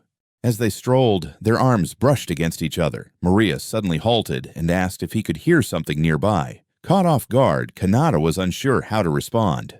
The source of the disturbance was a woman being harassed in an alley. It was Kana, struggling against the grip of a long-haired man. He identified himself as a noble from Xandred, sneering that she couldn't act so defiantly around nobility. Kana desperately begged him to let her go. He clenched his fist, determination shining in his eyes. For him, saving people was just another day. With resolve, Kanata stepped forward, shouting at the man to release her. Maria stood beside him, adding her own sharp command for the noble to stop right there. In a city street, Kanata confronted a green-haired man aggressively accosting a woman with long red hair. He demanded the man release her, pointing out that she clearly did not want to go with him. Beside him, Maria, dressed casually, glared at the man, her expression radiating pure fury. The aggressor shouted back, telling them to mind their own business. He dismissed Kanata and turned his leering gaze toward Maria, commenting on her beauty as he reached for her with a swift motion. She slapped his hand away, momentarily stunning him.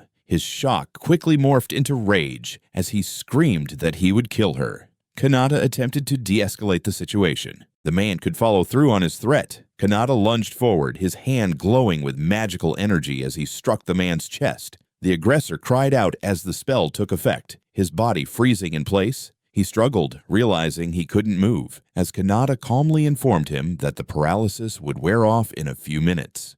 She watched, breathing a sigh of relief as Maria gave him an enthusiastic thumbs up from behind the now immobilized man. She praised his impressive display, encouraging him to keep it up. Kanata, however, stared at his own hand in disbelief, shocked by what he had just accomplished. His moment was interrupted as the red-haired woman approached. She sternly questioned if he, a commoner, understood the potential consequences of his actions. As she spoke, Kanata was struck by her beauty, momentarily distracted. He wondered who she was and if the other girl, Maria, was truly the princess. She softened her tone, reassuring him that she was fine and explaining that the man had been pursuing her, attempting to buy her. The term confused Kanata. He asked if she was all right, his mind racing with the thought that in this world, beautiful women must constantly fend off such advances. The paralyzed man scoffed, declaring that a kid like Kanata wouldn't understand. He crudely labeled the woman a prostitute, ranting that he had offered to take her in because he liked her, but she had the audacity to refuse. Kanata glared down at the man, his expression hardening.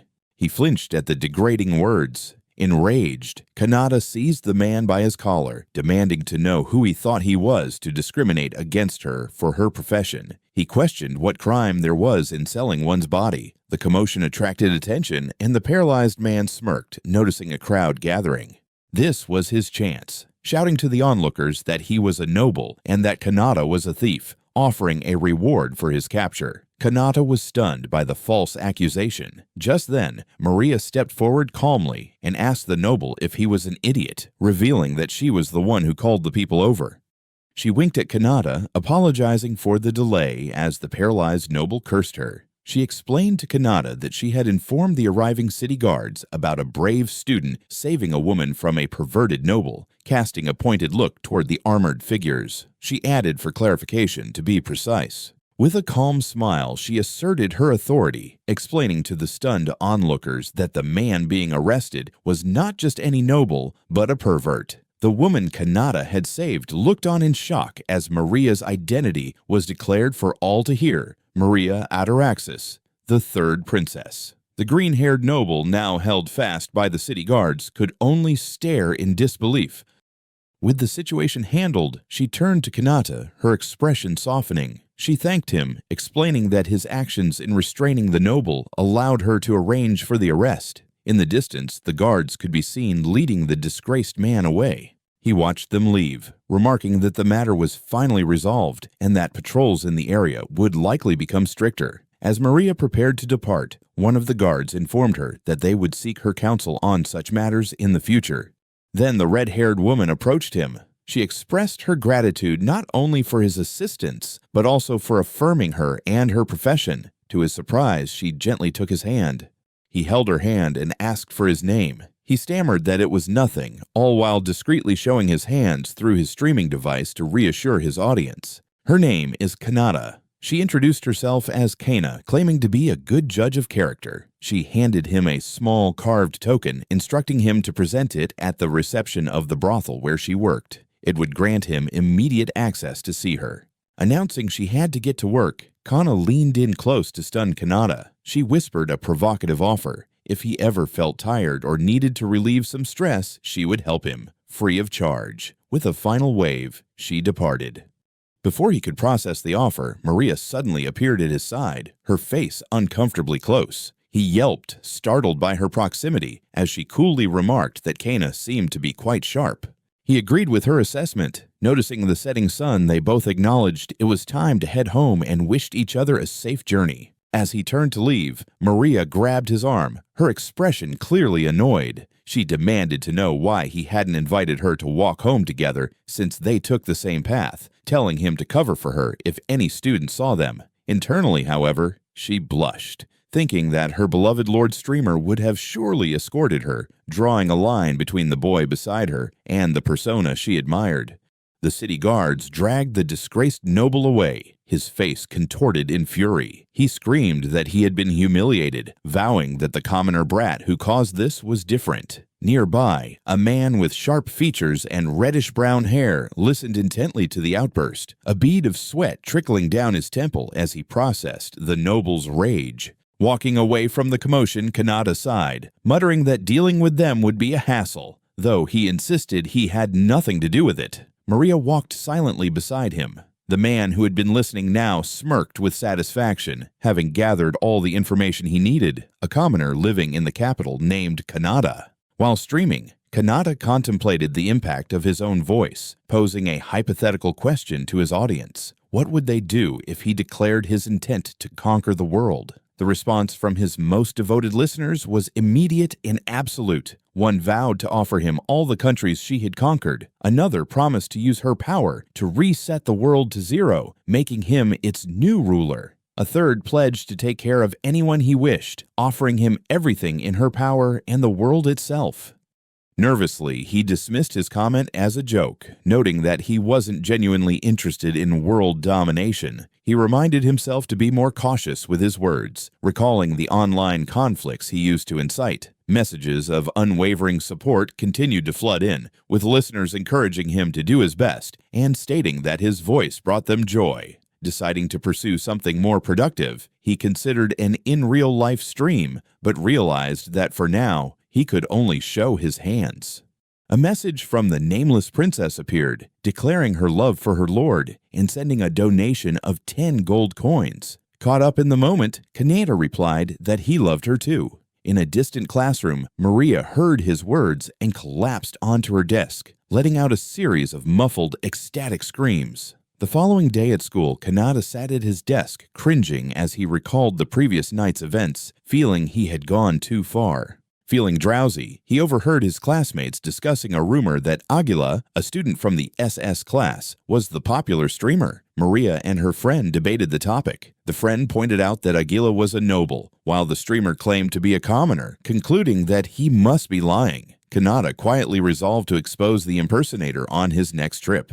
He scrolled through comments online, noting the speculation about the streamer's identity and wondering how he could prove the truth without revealing he was a student. His curiosity about the impersonator grew. As he walked through the school, he spotted a group of noble students, including the prince, and felt a surge of irritation. Elsewhere, the Saintess Alphana looked at her own device, prompting a young girl beside her to ask if something was wrong, though Alphana dismissed her concern.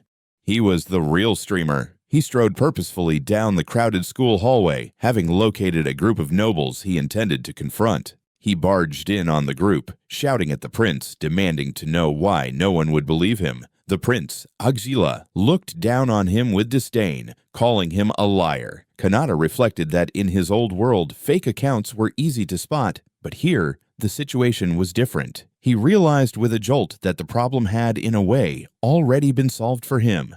At school, Kanata put on his glasses, determined to understand the prince's motives. He found Aguila alone and listened from a distance as the noble lamented that the world revolved around people like him and that no one would listen to a faceless commoner. Aguila revealed his plan to pose as the streamer. He could enhance his family's reputation, take the money, and claim the audience for himself. The motive was now clear. Suddenly, he was approached by his friends. Akuda whispered that Aguila was a foolish man, and Rebecca agreed that someone so dim-witted was beyond saving. Zeus mentioned they had plans with Aguila, confusing Kanata. Rebecca then turned to him and whispered, asking if he happened to know Lord Streamer. Kanata froze, stunned by the direct question. A flashback to 3 minutes prior showed the group finding Kanata. Rebecca revealed that she was a fan of a streamer, and Zeus expressed his surprise that she was too. Alphana then quietly admitted that during her few moments of rest at the church, just hearing Lord Streamer's voice calmed her heart. Back in the present, Rebecca whispered to a flustered Kanata, asking if he and the streamer were one and the same.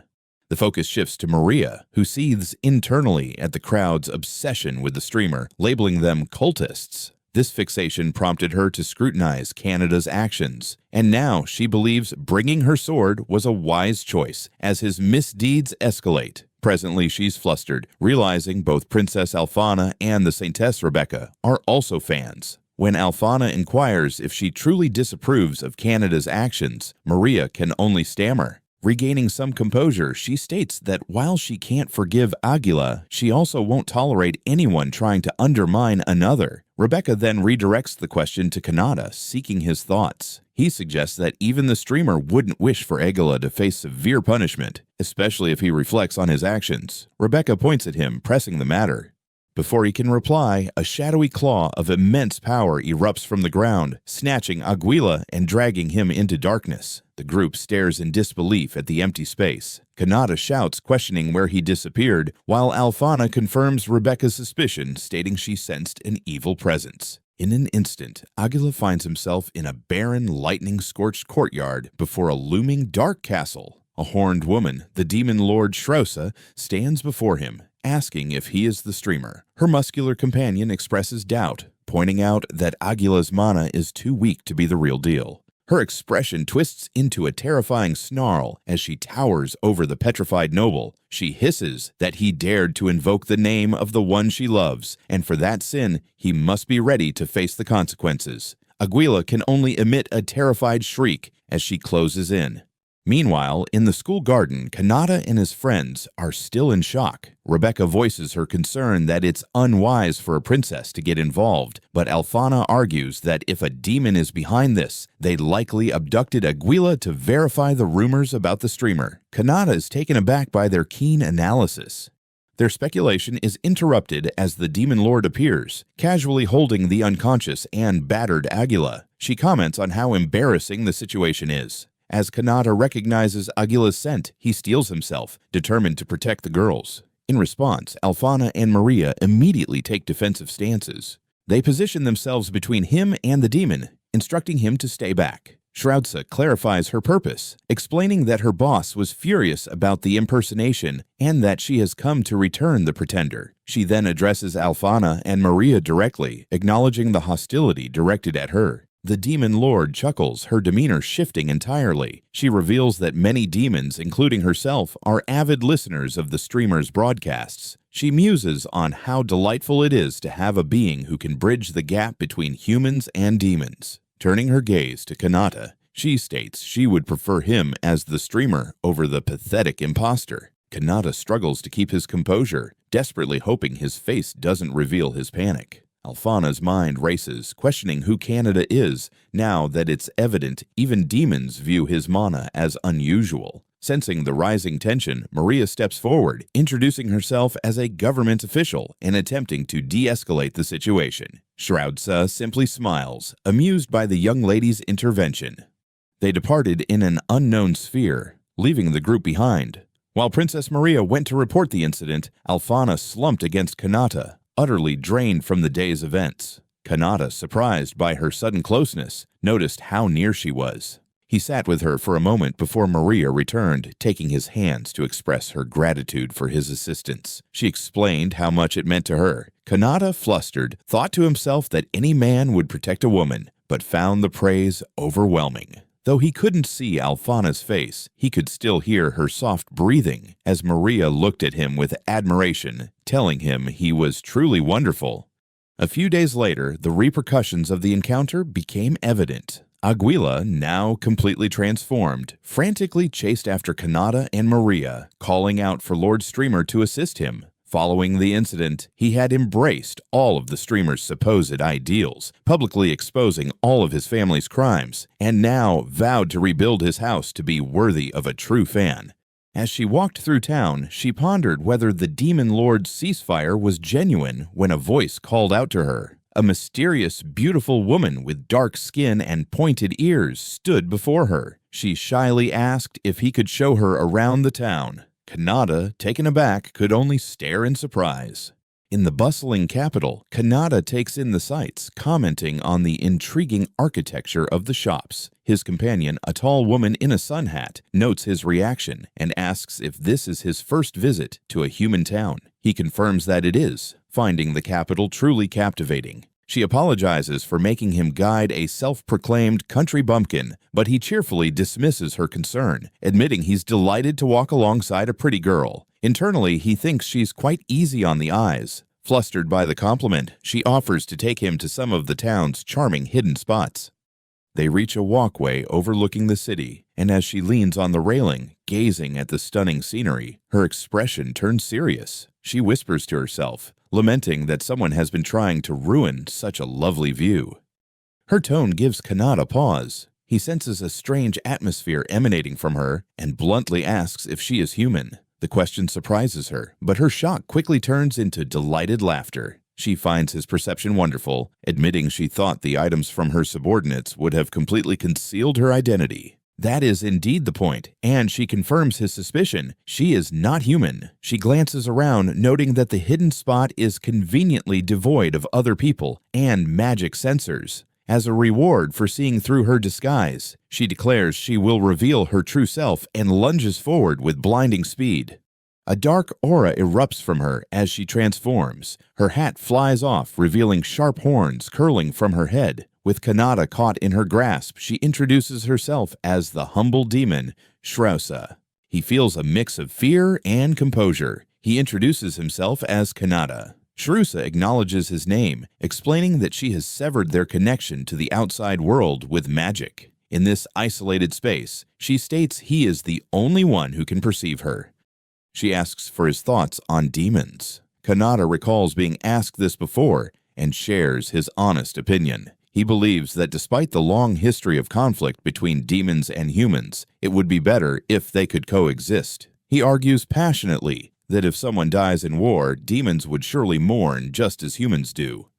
His words resonate with Shrousa. She agrees, confirming that demons do shed tears for fallen comrades. Praising his insight, she suddenly places a hand on his chest, not to attack, but to sense his power. She is stunned, exclaiming that he possesses an incredible amount of mana, far exceeding her own. Kanata realizes with shock that she, like him, can see the waves of mana radiating from others. Shrousa seems momentarily flustered by this revelation, but quickly accepts it. In an instant, the dark barrier vanishes, and they are back on the walkway, with her human disguise restored. She dismisses her intense monologue as a personal hobby and takes both of his hands, looking at him earnestly. She asks if he agrees that just like this, humans and demons should walk hand in hand. He considers her words, expressing a quiet hope that their goal can be achieved. Kanata affirms his agreement, stating with conviction that although the path will be challenging, he believes they can definitely succeed. Her earnestness seems to amuse her. She recalls how he spoke of a peaceful future if they could coexist, a future she now hopes to witness. Her reaction leaves Kanata flustered, wondering if he misspoke.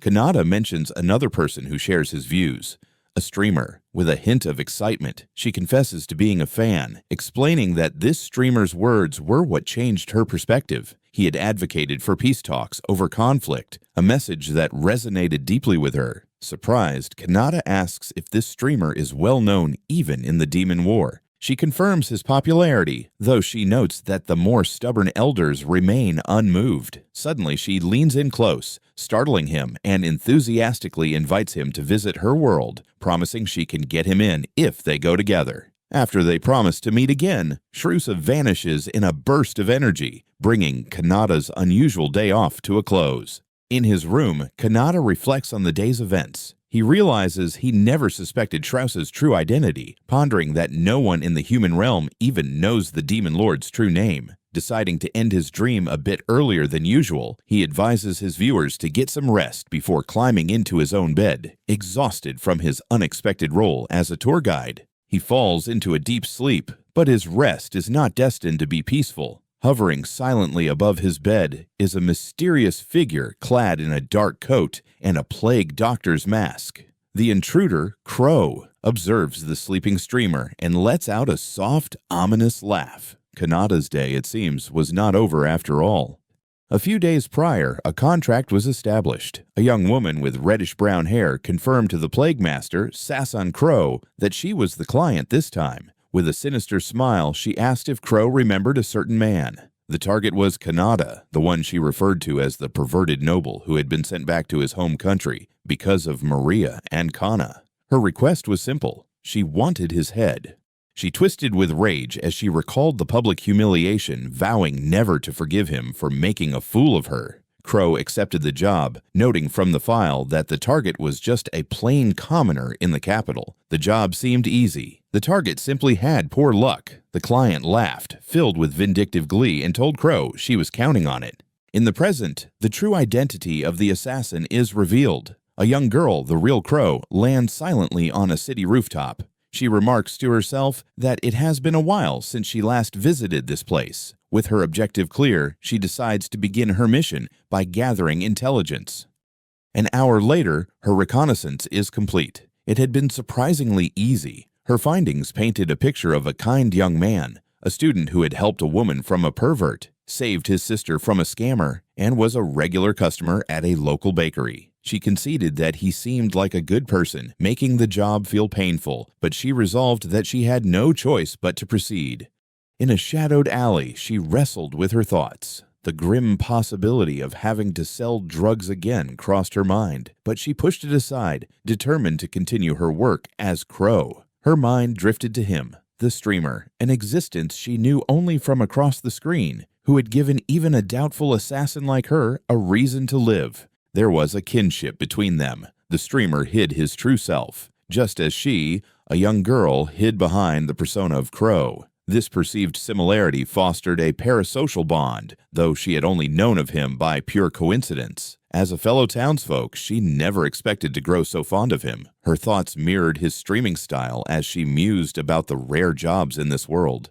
She had listened to his streams countless times, having fallen completely under his influence. During one such stream, he had brought up the topic of assassins, asking his audience if they knew of those who lived by such a trait. The subject was dark, and she was shocked that the person she admired was so well informed about her world. He continued, acknowledging that assassins are feared, scorned, and used as convenient tools for crime. They hide in the shadows to eliminate their targets. Then he dropped a bombshell. He thought they were pretty cool. From his perspective, those in that line of work were interesting. The unexpected praise left her utterly stunned and speechless. Flustered, she adored him, finding his gullibility endearing. Shaking herself from her long reverie, she focused on the task at hand. She had arrived at the target's house. To her surprise, a window was carelessly left open. As she prepared to slip inside, she whispered a silent apology. "Forgive me, Kanata." She entered the room, only to find Kanata awake and tying on a headband. He turned, startled by her presence. Before she could make a move, he announced it was time for his stream to start. With a swift kick, he sent her flying back out of the window, casually stating he needed to close it so no one would hear. The would-be assassin was left outside, stunned as her target began his broadcast. He streamed completely oblivious to the figure just outside his window. But in that moment, whether through an assassin's keen eye or the profound intuition of a devoted listener, Crow realized the truth. Kanata and her beloved streamer were one and the same. Her professional instinct screamed that she couldn't let him notice her, not even for a moment. She resolved not to blink, even if she started bleeding. Yet, the fan within her was overjoyed, thrilled to finally see him in person and listen to his stream live. As she grappled with her conflicting emotions, Kanata casually asked his audience for any food recommendations. Meanwhile, Prince Agala chuckled to himself, remarking that he'd heard the assassin Crow was quite brutal, imagining she was making her target suffer immensely. The reality, however, was far different. Crow was blissfully enjoying what she considered her first live public recording session, hanging upside down just outside the window. Inside, Kanata's attention was drawn to a message from the nameless princess. She continued without rest or sleep. Even the legendary Crow eventually grew tired. She had stayed in Kanata's room, watching over him until exhaustion finally claimed her. He slept peacefully, only stirring slightly in the night. His eyes shot open, and a scream tore from his throat. A small unfamiliar girl stood right there in his room, a faint, unsettling smile on her face. From his bed, he pointed a trembling finger at the intruder. "Who are you?" he demanded. "Why are you here?" But to his question, Crow seemed to have a different priority. More than a failure of her mission, she was simply happy that Kanata had finally seen her with absolute unwavering confidence. She prepared her answer. With a cheerful wink, she said, "It's a pleasure to meet you, Lord Streamer," declaring herself to be a normal, unsuspicious person. Kanata could only stare in disbelief before roaring back. "And you think I believe that?" From this day forward, his life as a streamer would be thrown into chaos, though he himself had no reason to know this yet. Kanata is stunned as the young assassin who followed him home, Mira, reveals herself. He internally panics, realizing she knows his identity and everything about him. She pleads with him to believe her, declaring that she is a fan. With a bright smile, she formally introduces herself as Mira, adding that she also goes by the name Crow. He looks at her, then glances at the discarded plague doctor mask on the floor. He hesitantly asks if she is the bird, the legendary assassin. Mira cheerfully confirms that it's her. Kanata finds it utterly unbelievable.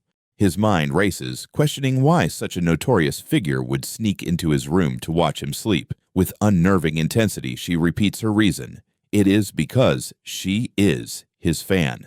Kanata realizes with a grimace that this conversation is going nowhere. If she's the source of his troubles, then it's acceptable. She confirms it immediately. This bizarre twist is nothing like his past life. Misreading his distress as rejection, Myra's face hardens as she states she understands, bids him farewell, and unsheathes her short sword. To end her own life, she cannot hold back as she shouts for her to stop. Ignoring his cries, she calmly declares that she will die now, pressing the blade against her throat. He frantically demands to know what's wrong with her, questioning if she truly intends to die. She chillingly replies that it's because she caused him trouble. He orders her to lower the sword. Her calmness in oppression is unnerving. She explains that if he views her as a burden, then she has no worth as a living being. This statement sends shockwaves through Canada, whose heart races as he collapses to his knees. He stays on the ground, completely overwhelmed. Her obsessive mindset is so extreme, far beyond any label he can think of, that its sheer weight makes him feel like crumbling. Struggling to grasp the situation, he runs a hand through his hair, admitting to himself that this isn't what he wanted, and he can't think clearly. He realizes that, in a way, her current state is his responsibility. He grabs a glass of water, taking a quick sip to calm his nerves. Turning back to the girl on her knees, he issues a simple command. She is not to die. He adds with grim practicality that cleaning up blood from a self-inflicted wound would be a hassle. Before the young assassin, he addresses her by her real name, Mira, with exasperation. He questions her mental state, but she misinterprets his concern, offering to take her life elsewhere. He quickly clarifies that her location isn't the issue. She leans in, her expression sincere. She points out that he is now the only one aware of her true name, and then poses a chilling question. Does knowing her identity mean she will be killed? He remains skeptical, doubting she is the notorious assassin and demanding proof. After a moment, she boasts about her skills and ability to conceal her presence, but then her thoughts derail. She angrily asks who else might be after him, offering to eliminate them right away. He sighs, realizing this conversation is going nowhere. To showcase her abilities, Mira suddenly disappears from view. Kanata stands alone in his room, utterly confused. He scans the area for any sign of her, noting he felt no magic, concluding her vanishing wasn't due to a spell. He stares at his hands, trying to grasp what just occurred. A disembodied voice, Myra's, calmly states she's right in front of him as a faint, shimmering distortion appears over his hand. A subtle touch from the unseen girl. Suddenly, she materializes, her hands pressed against his chest. Startled by the contact, he yells an apology. She reassures him it's fine, her face lighting up with joy as she explains that simply being touched by her lord brings her happiness. He, however, is overwhelmed by embarrassment and fatigue. Regaining a bit of composure, he questions why she has reappeared in his room. She begins to explain her reasoning, wearing a confident smile. Her explanation leaves him slumped on the floor in disbelief. She cheerfully states that while her actions could lead to her death, being close to him makes her incredibly happy. He can only stare, horrified by the twisted logic of this world. He cautiously asks if this means she no longer intends to kill him. She reacts explosively, shouting that she would never harm him. In fact, she declares she would rather protect him and is now targeting the very person who hired her initially. Her declaration causes her to pause, recalling that her original mission was indeed to kill him. She begins to curse the client who gave her the order. The scene shifts to later, where Canada sits at a desk in a classroom, wondering when his lessons will conclude. Outside the window, Mira watches him intently, marking the second day of her new life as a stalker. Elsewhere, the fallout from Myra's defection becomes evident. Amidst the wreckage of a room, a figure in a plague doctor's mask sits stunned, a teacup still clutched in their hand. From outside, a furious voice bellows, branding the defeated operative, Crow, a traitor. Having returned to Kanata's side, Mira beams with childlike delight. He gives a confident thumbs up, seemingly addressing an unseen audience, apologizing for the delay. She wraps up her report with a cheerful summary, adding a gentle yet unsettling request to avoid unnecessary killings in the future. He processes her words, weighing her reliability as a bodyguard against the sheer terror of having her so close. His thoughts are interrupted as he notices his communication terminal on the desk lighting up.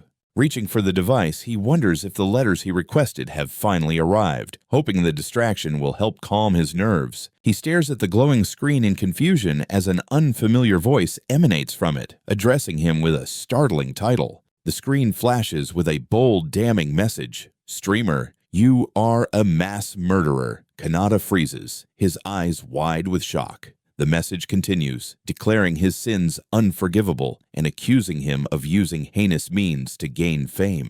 The message explains its reasoning. To project one's voice over such a vast distance would require a massive amount of mana. It suggests that the only way to gather such power is by drawing it from many humans, concluding he would be dead if he had attempted it alone. A silhouetted figure appears on the screen, their voice dripping with accusation. They demand to know how many lives the streamer has taken and how much suffering he has caused to reach his current status. The message concludes with a solemn, unwavering vow from his accusers. They declare they will never forgive him and that they will, without fail, bring him down.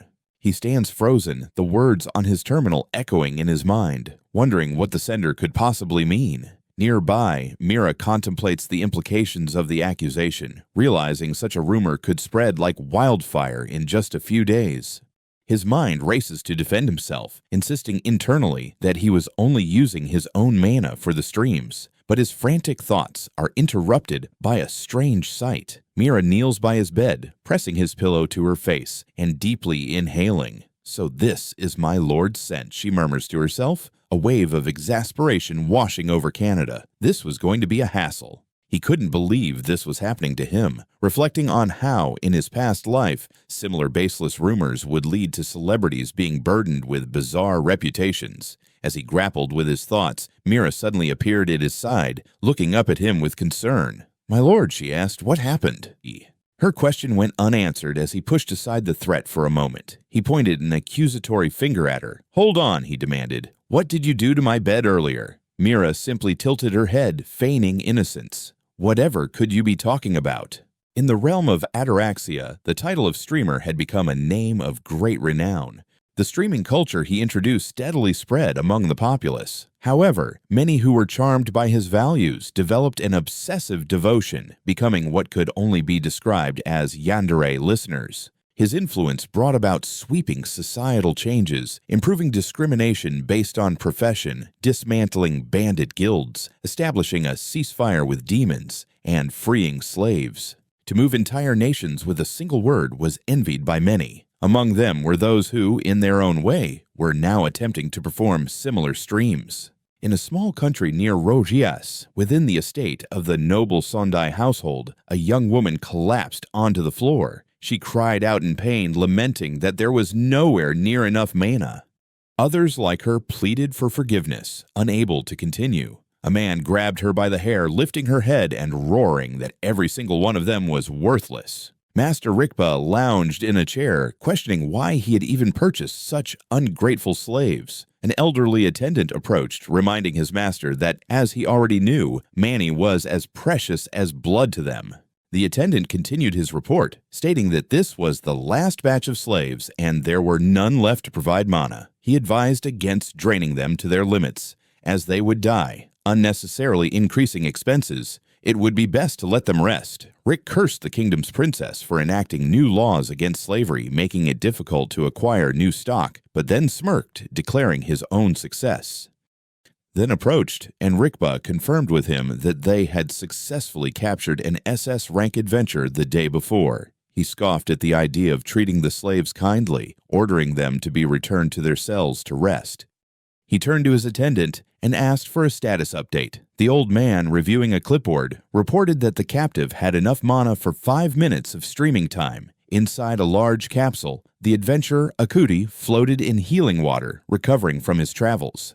He stared at the device in his hand, his eyes wide with disbelief. 5 minutes. He couldn't comprehend how the streamer could possess enough mana for such a broadcast. Frustration erupted. He shot up from his seat, roaring that it was impossible for one person to have enough mana for an entire night's stream. He questioned just how many lives the streamer had sacrificed to achieve this. It was in this moment of outrage that dark rumors began to spread. By this conviction, he addressed his assembled soldiers. He declared their mission to unveil the streamer's supposed sins and drag him down to hell. He commanded them all to anonymously report everything they could, and they responded in unison, ready to obey. To execute his plan, he demanded the mana required for a 5-minute stream. He announced his intention to broadcast at the very end of the streamer's own transmission the next day.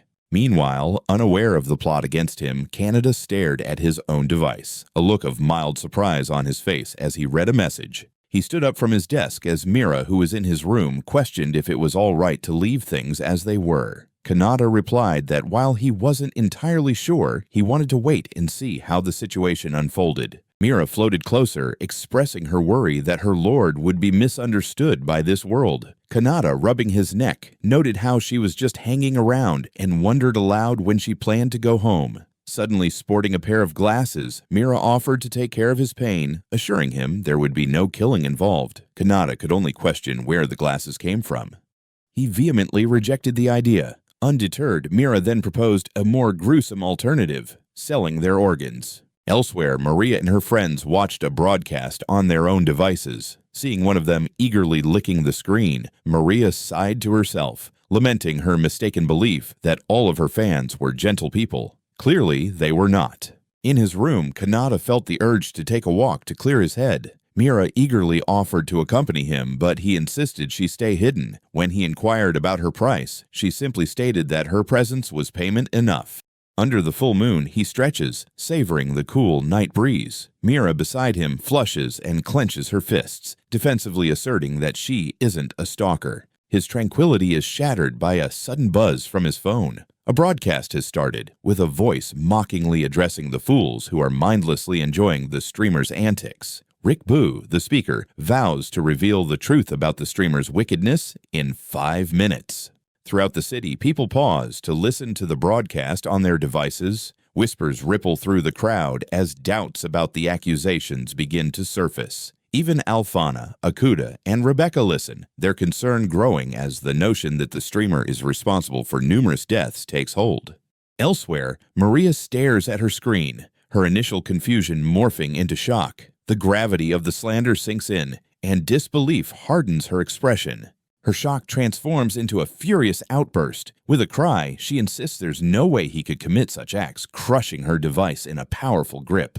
The reach of the broadcast extends even further. Lady Shrusa hears the same accusations, her face twisted in silent, menacing rage as she glares at the broadcast source. Back on the rooftop, Kanata senses Tamira's distress and calls out to her. She remains silent, trembling with a barely contained urge to destroy everything, realizing his presence is the only thing holding her back. Meanwhile, Ripa meets with an unknown figure. The nobleman, oblivious to the forces he has stirred, has metaphorically stepped on a sleeping tiger's tail. His new contact speaks, requesting a favor and acknowledging the perilous path they are now on together.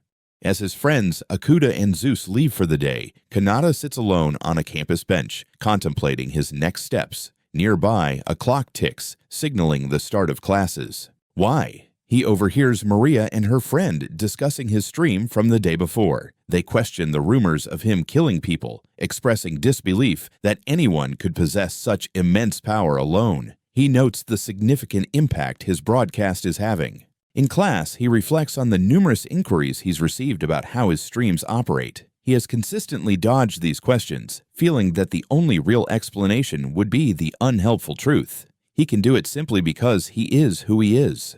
His unique power, a gift from his reincarnation, grants him infinite magical energy. This allows him to cast high-level spells repeatedly without worrying about mana, and makes him immune to energy-draining abilities. However, it also means that a moment of carelessness could lead to him overpowering everyone around him.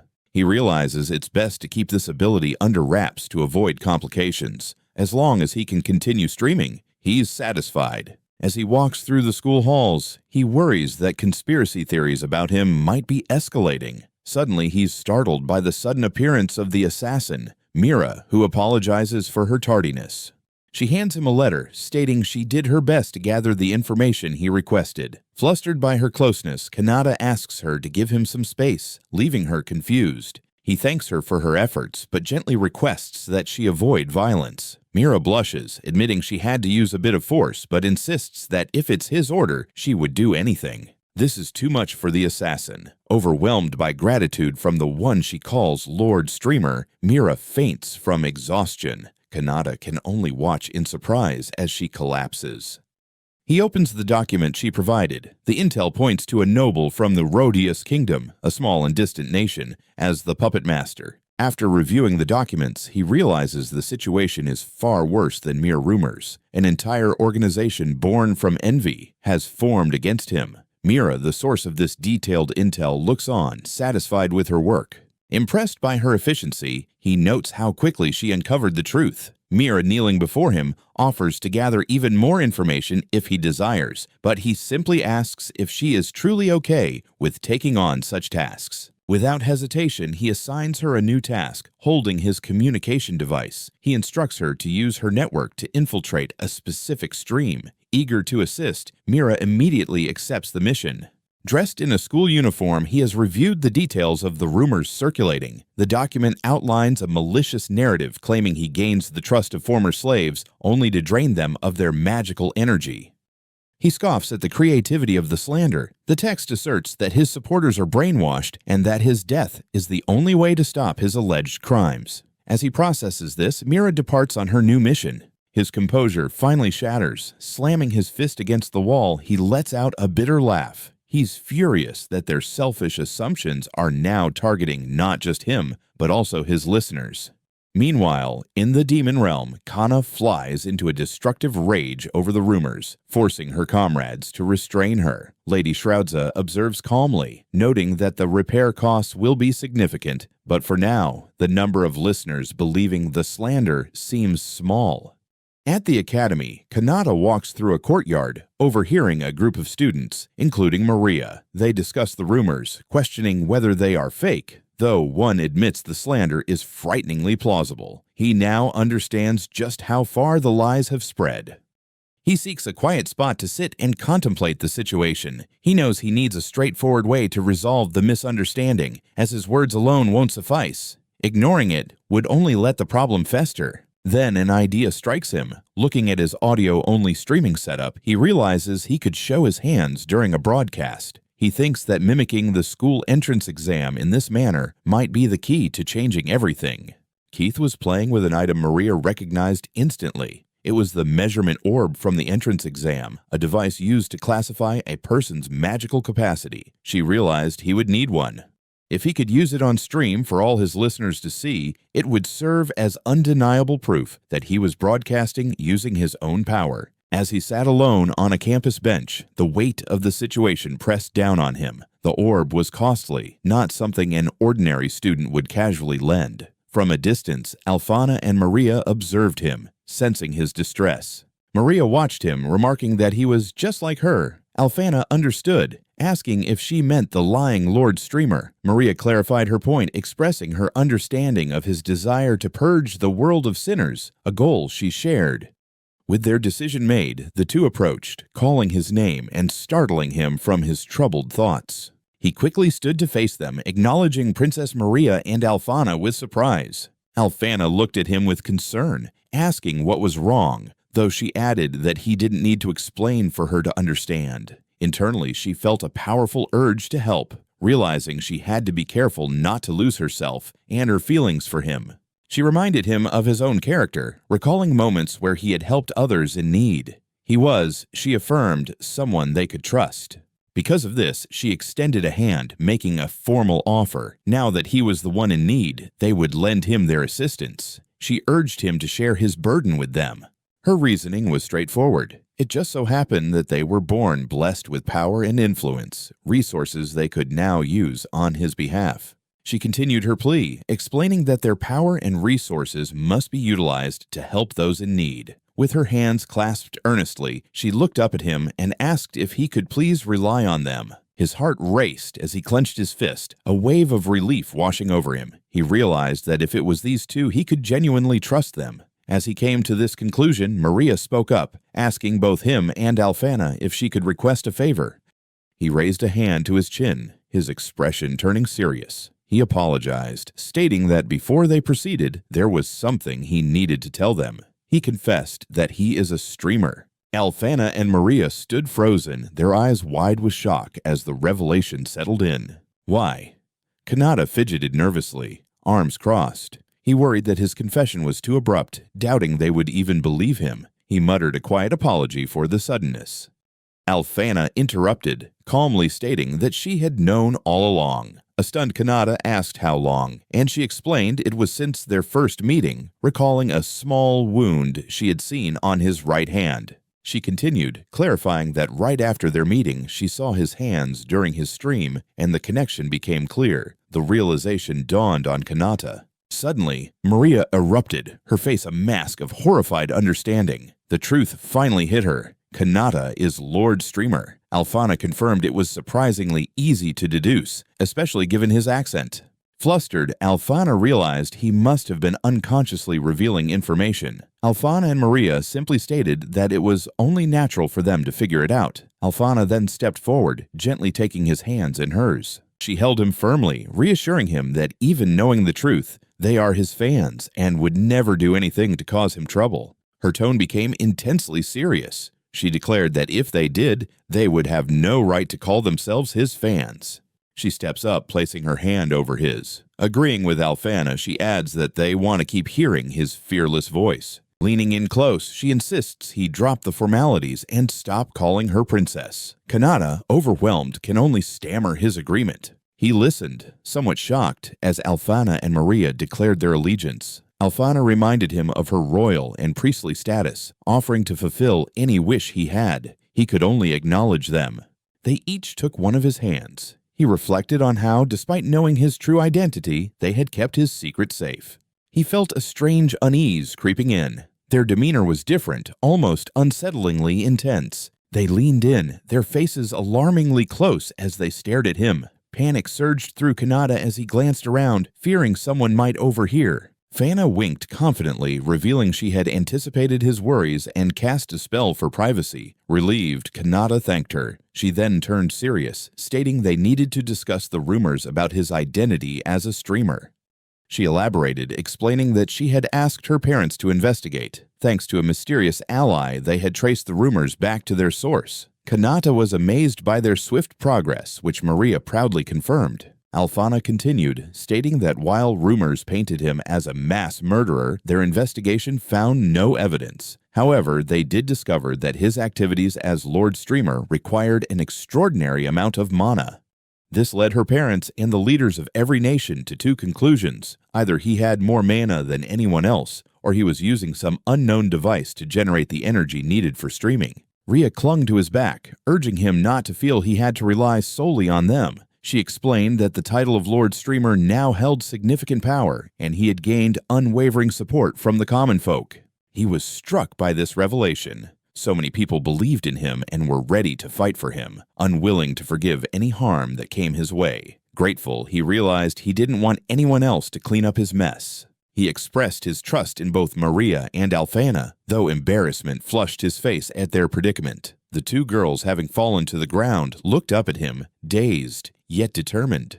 As they regained their composure, he gathered his thoughts, preparing to explain his strategy. Alfana, ever straightforward, urged him to share the plan. His plan revolved around a specific object, the orb they had seen upon entering the academy. He reminded them it was a valuable artifact, strictly forbidden to be removed and securely locked away deep within the school. Now sitting together on a bench, he elaborated on his intentions, stating firmly that this was a problem he needed to tackle himself. In response, both Alfana and Maria leaned in close, their faces inches from his. Alfana vowed that no matter the outcome, she would take full responsibility, using her authority as a princess to secure the necessary permissions. He appreciated their unwavering support, though he silently wished for a bit more personal space. With this new alliance formed, the stage was set. Streamer and his supporters were ready to combat the rumors. Outside the school, as classes ended for the day, Kanata turned to Alfana and Maria. He carried a broken computer monitor, thanking them for their help and expressing confidence in getting things ready for tomorrow. He confirmed the details of their operation with a determined grin, stating the plan would commence at 6 tomorrow evening at their designated meeting spot. Both Alfana and Maria nodded in understanding. A knock sounded at the door. Maria opened it, looking up to see who had arrived. Alfana strode into the room, her expression serious. Maria asked what was wrong, but Alfana's focus was elsewhere as she inquired if this was about Lord Kanata. Maria confirmed, and the realization hit Alfana like a physical blow. She grabbed Maria by the shoulders, shaking her frantically. Maria begged her to calm down, but Alfana, overwhelmed, shouted that there was no way she could possibly calm down. Vegetation erupted into chaos, shattering furniture and glass as she screamed that her idol was her own classmate. Maria dodged the debris, pleading for her to stop destroying the room.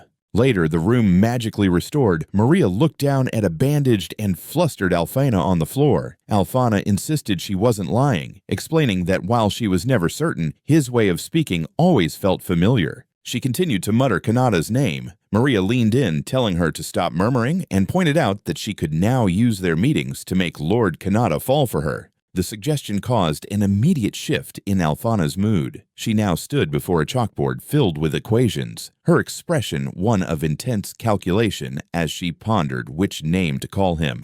She leaped to an absurd conclusion, her mind racing with plans for a wedding ceremony. Since they knew each other's identities, she reasoned they were practically married. Maria, watching, dryly pointed out the flaw in her logic. Her thoughts manifested as a brutish, aggressive version of herself, roaring that she would be Lord Kanata's bride, not Maria. While the real Maria chuckled, a distant Kanata warned her that Alphana became unhinged when invoking her authority as a princess. The aggressive fantasy faded, replaced by a chilling seriousness. Alphana poked Maria sharply, warning her not to cause trouble for him at school, making it clear that there he was Lord Kanata, not Lord Streamer.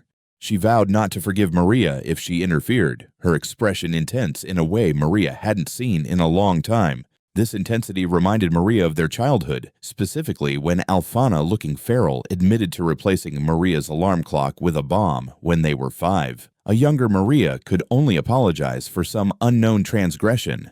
Returning to the present, Maria urged Alphana to think clearly. She reminded her that even after this situation was resolved, they would be the only ones who knew his true identity. He continued, explaining that this gave them an edge over other fans, allowing them to provide him with direct support from now on. The logic finally broke through Alphana's obsessive haze. This was the crux of their advantage. The number of listeners who knew the streamer's real identity was incredibly small, just Kana, Maria, Alphana, and Rebecca. Meanwhile, another of those few listeners, the demon lord Shrausa, stared at her monitor in shock, wondering why there was no stream scheduled for the day. Back in the room, Maria agreed with Alphana's new understanding. They would support him from the shadows, ensuring the world didn't discover his secret. Alphana clenched her fist, her resolve solid. She declared that this was how true fans who knew the truth should act. It seemed the previous description of them as obsessive, dangerous listeners was a mistake. They had found their true purpose as guardians. Her new pact with Maria fundamentally changed their relationship. They were more than just fans now.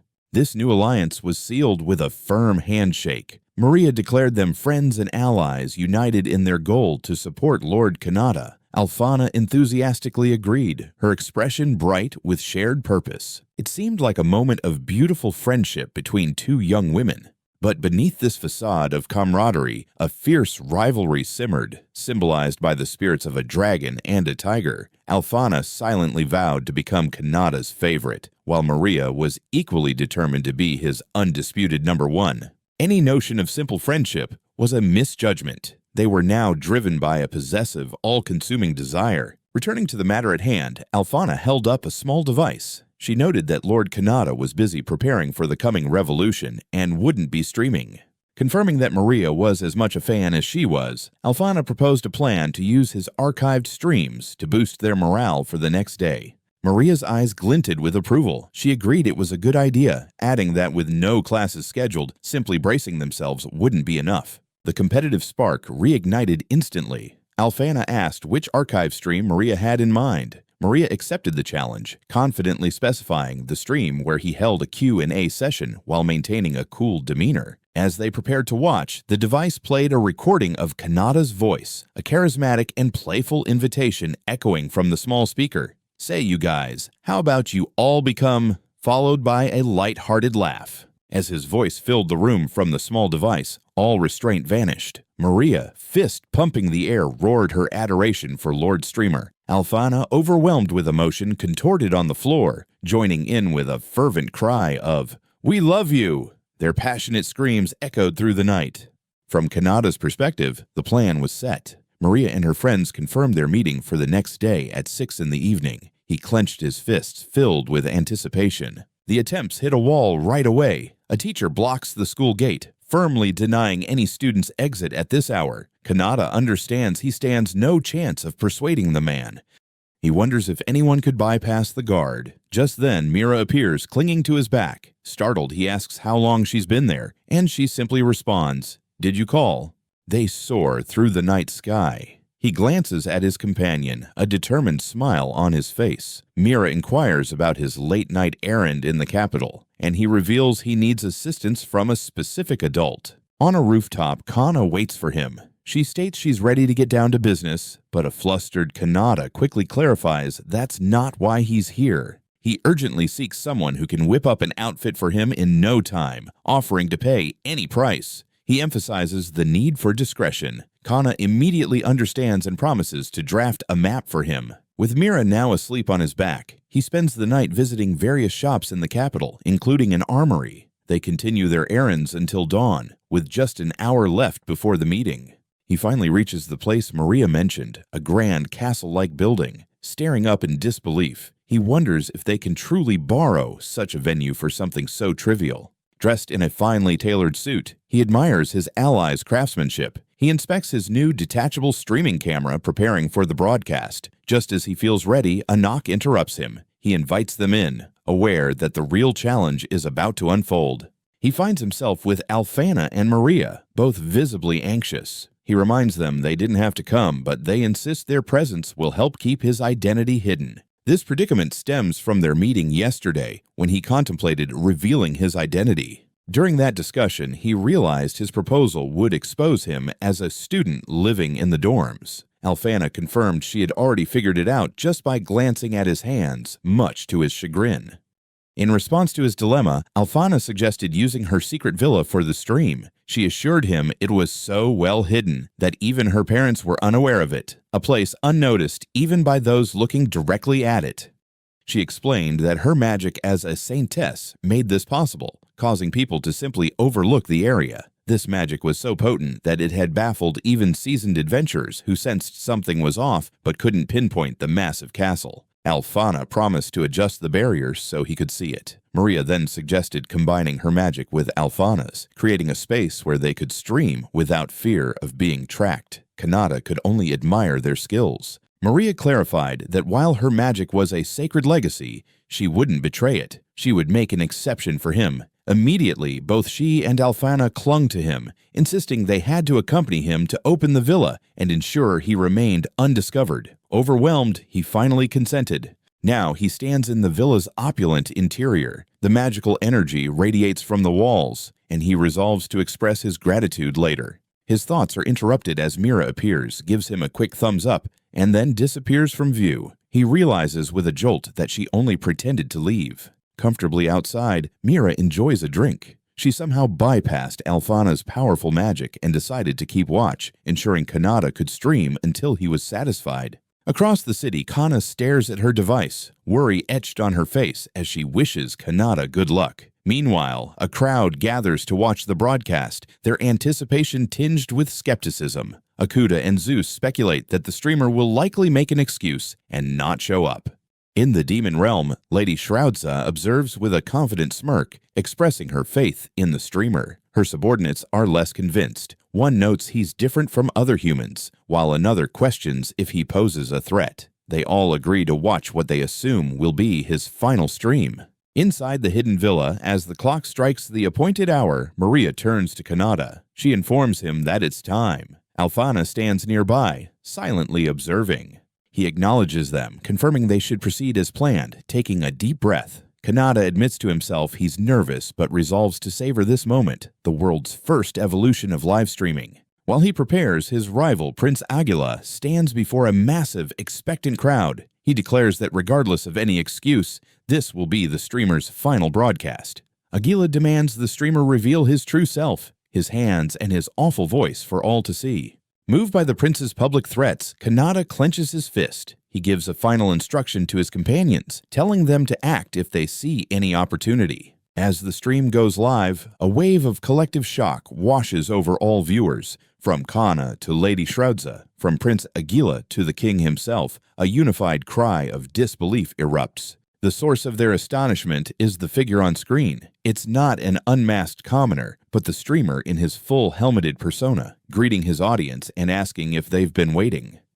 His confident greeting resonates across the world, and just like that, the curtains begin to fall on what would be known as the short-lived legend of the streamer. On screens nationwide, the masked figure known as the streamer makes his grand entrance. He greets his audience, asking how he looks but apologizing for not revealing his face. His unique way of speaking and moving captivates viewers, including Akuda and Zeus, who watch in utter awe. Lady Shroudza watches the broadcast with fierce determination. She aims to prove her innocence against certain allegations, opting for a slightly different kind of stream this time. In another room, Kana thrashes about, equally engrossed in the event. The source of the controversy sits upon a throne, Prince Aguila recounts the situation, explaining that a certain country has recently alleged that the streamer commits mass murders to conduct his broadcasts. He watches the stream himself, his expression twisting with contempt. Finding the entire affair painful, he cannot ignore those who treat others like criminals based on mere speculation. He interprets the streamer's words as a threat, sneering as he wonders if he's being challenged, before shouting at his own viewers, calling them fools. His guards stifle their laughter at his outburst, quickly offering apologies. On the broadcast, the streamer complains that due to recent troubles, he can only sleep at night, which he finds incredibly frustrating. He shifts his tone, announcing to his audience that today he will demonstrate exactly how his streams work. But first, he intends to introduce his accomplices, asking for the camera to be handed to him. The live comments scroll rapidly, filled with viewers' excitement and demands for him to prove his innocence. As the camera pans, Lady Shroudza stares at the stairs in disbelief. Someone helped him, someone other than her. On the screen, she sees two figures who, according to the streamer, traveled from afar to assist him. One woman steps forward to address the puzzled audience. She introduces herself as Maria Ataraxes, the third princess of Rokius. The other reveals she is Alphana, more famously known as the Saintess. They explain they are both fans and ask the streamer to let them join, a request he readily agrees to. Watching on her device, Kana realizes with a start that these two are formidable rivals. Alphana immediately takes charge. Raising a finger, she declares that in the name of the Saintess, the audience must obey. She casts a spell, commanding everyone to focus solely on Lord Streamer's words and actions. In the background, Kanata flails, startled by her sudden authoritative move. He recovers, giving a thumbs up to the two women and thanking them as the audience comments on focusing and not judging by assumptions. Kanata decides it's best to hide the comments in the archive for now, muttering to himself about the absurdity of the situation. Meanwhile, Prince Aguila clutches his head in frustration, the streamer's words echoing in his mind, creating a fog that makes it impossible to concentrate on uncovering the man's true identity. His followers can only offer their apologies for the situation. During the broadcast, the masked streamer prepares for his next demonstration. He turns to the Saintess, announcing that it's time for the main act, gesturing toward an object on a nearby table. He requests the princess to bring the item forward. As she complies, he explains to the audience that the device is an orb designed to measure a person's mana. The crowd, including a stunned Aguila, reacts with utter disbelief at the claim of infinite power. These plans had been formulated the night before. Kanata, without his mask, had explained his intention to pour mana into the orb. He acknowledged that some might dismiss it as a trick, which the Saintess agreed was a risk with such a simplistic method. However, Kanata was confident that having both a princess and a Saintess present to vouch for him would convince anyone. According to the live broadcast, he warned his audience not to look away. With a determined expression, he reached for the orb, stating he was committed to the demonstration. He placed both hands on the crystal sphere, and a powerful energy surged through it immediately. The result was unexpected. Both Maria and Alphana watched in confusion as the orb first glowed with a vibrant gold light, only to shift to a creepy, unsettling black before returning to gold once more. It began to vibrate intensely. Kanata noted with some relief that it hadn't broken this time. The Saintess, however, looked on in shock, realizing his infinite mana was actively trying to escape the orb's confines. She had never witnessed such a phenomenon. Suddenly, the orb lifted from its stand, floating in midair and shining with a rainbow light. All three, Kanata, Maria, and Alphana, stared in astonishment. Maria exclaimed that it was floating, while Alphana remarked she had never seen it produce such colors. The orb then shot away like a comet. Kanata scrambled onto the roof, shouting into the night sky as the orb flew away. "Get back here! Where's it going?" Realizing he couldn't catch it alone, he rushed back inside, grabbing both Alphana and Maria. He apologized for the urgency, asking for their help. Alphana, startled, quickly agreed. He sprinted toward a balcony, leaving his streaming equipment behind. His phone, still mounted on his tripod, tumbled to the floor, the live feed capturing his frantic departure as his audience watched in bewilderment. Across the world, viewers reacted with shock and confusion. Demons wondered if it was an accident. Royalty and commoners alike were urged to look outside at the insane spectacle. Students stared at their screens, questioning what could have surprised the streamer so much, while others looked up at the sky in disbelief. The unusual light in the sky sparked a range of reactions. The assassin mirror gazed upward, taken aback by the spectacle. Shrausa, the demon lord, found it both mesmerizing and disconcerting. In a dim room, Kana observed, commenting on how terrifying, yet ephemeral, the event felt. On the balcony, Kanata and the two women stared at the source of the uproar, a vast radiant curtain of light illuminating the night sky. Alfana recognized it as an aurora, while Maria, unfamiliar with the term, simply asked what it meant. Cradling the now Dolmana orb, a thought began to crystallize in her mind. The orb, seemingly drained of its power, slipped from her fingers and fell as the aurora continued to swirl above the city. She articulated the realization dawning on everyone. The overflowing mana hadn't vanished. It had escaped the orb to create a miracle. This aurora, she proclaimed, wasn't confined to one nation, but had spread to others, serving as undeniable evidence of the streamer's boundless mana.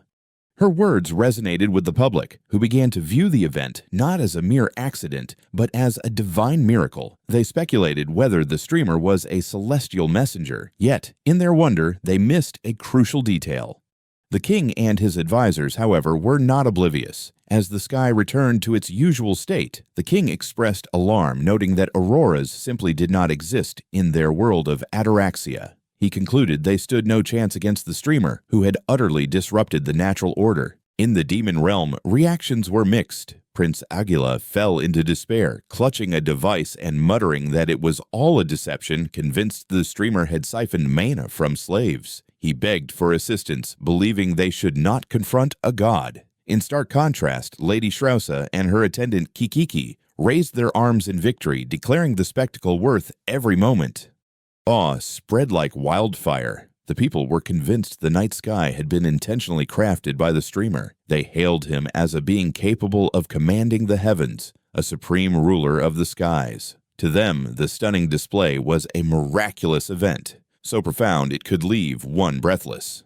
This fervent admiration was directed at a bewildered Kanata. Alfana, Maria, and even the young assassin Mira gazed at him with intense devotion. Alfana and Maria vowed to follow Lord Streamer for eternity. Kanata, device in hand, could only sweat in disbelief, thinking they were overreacting.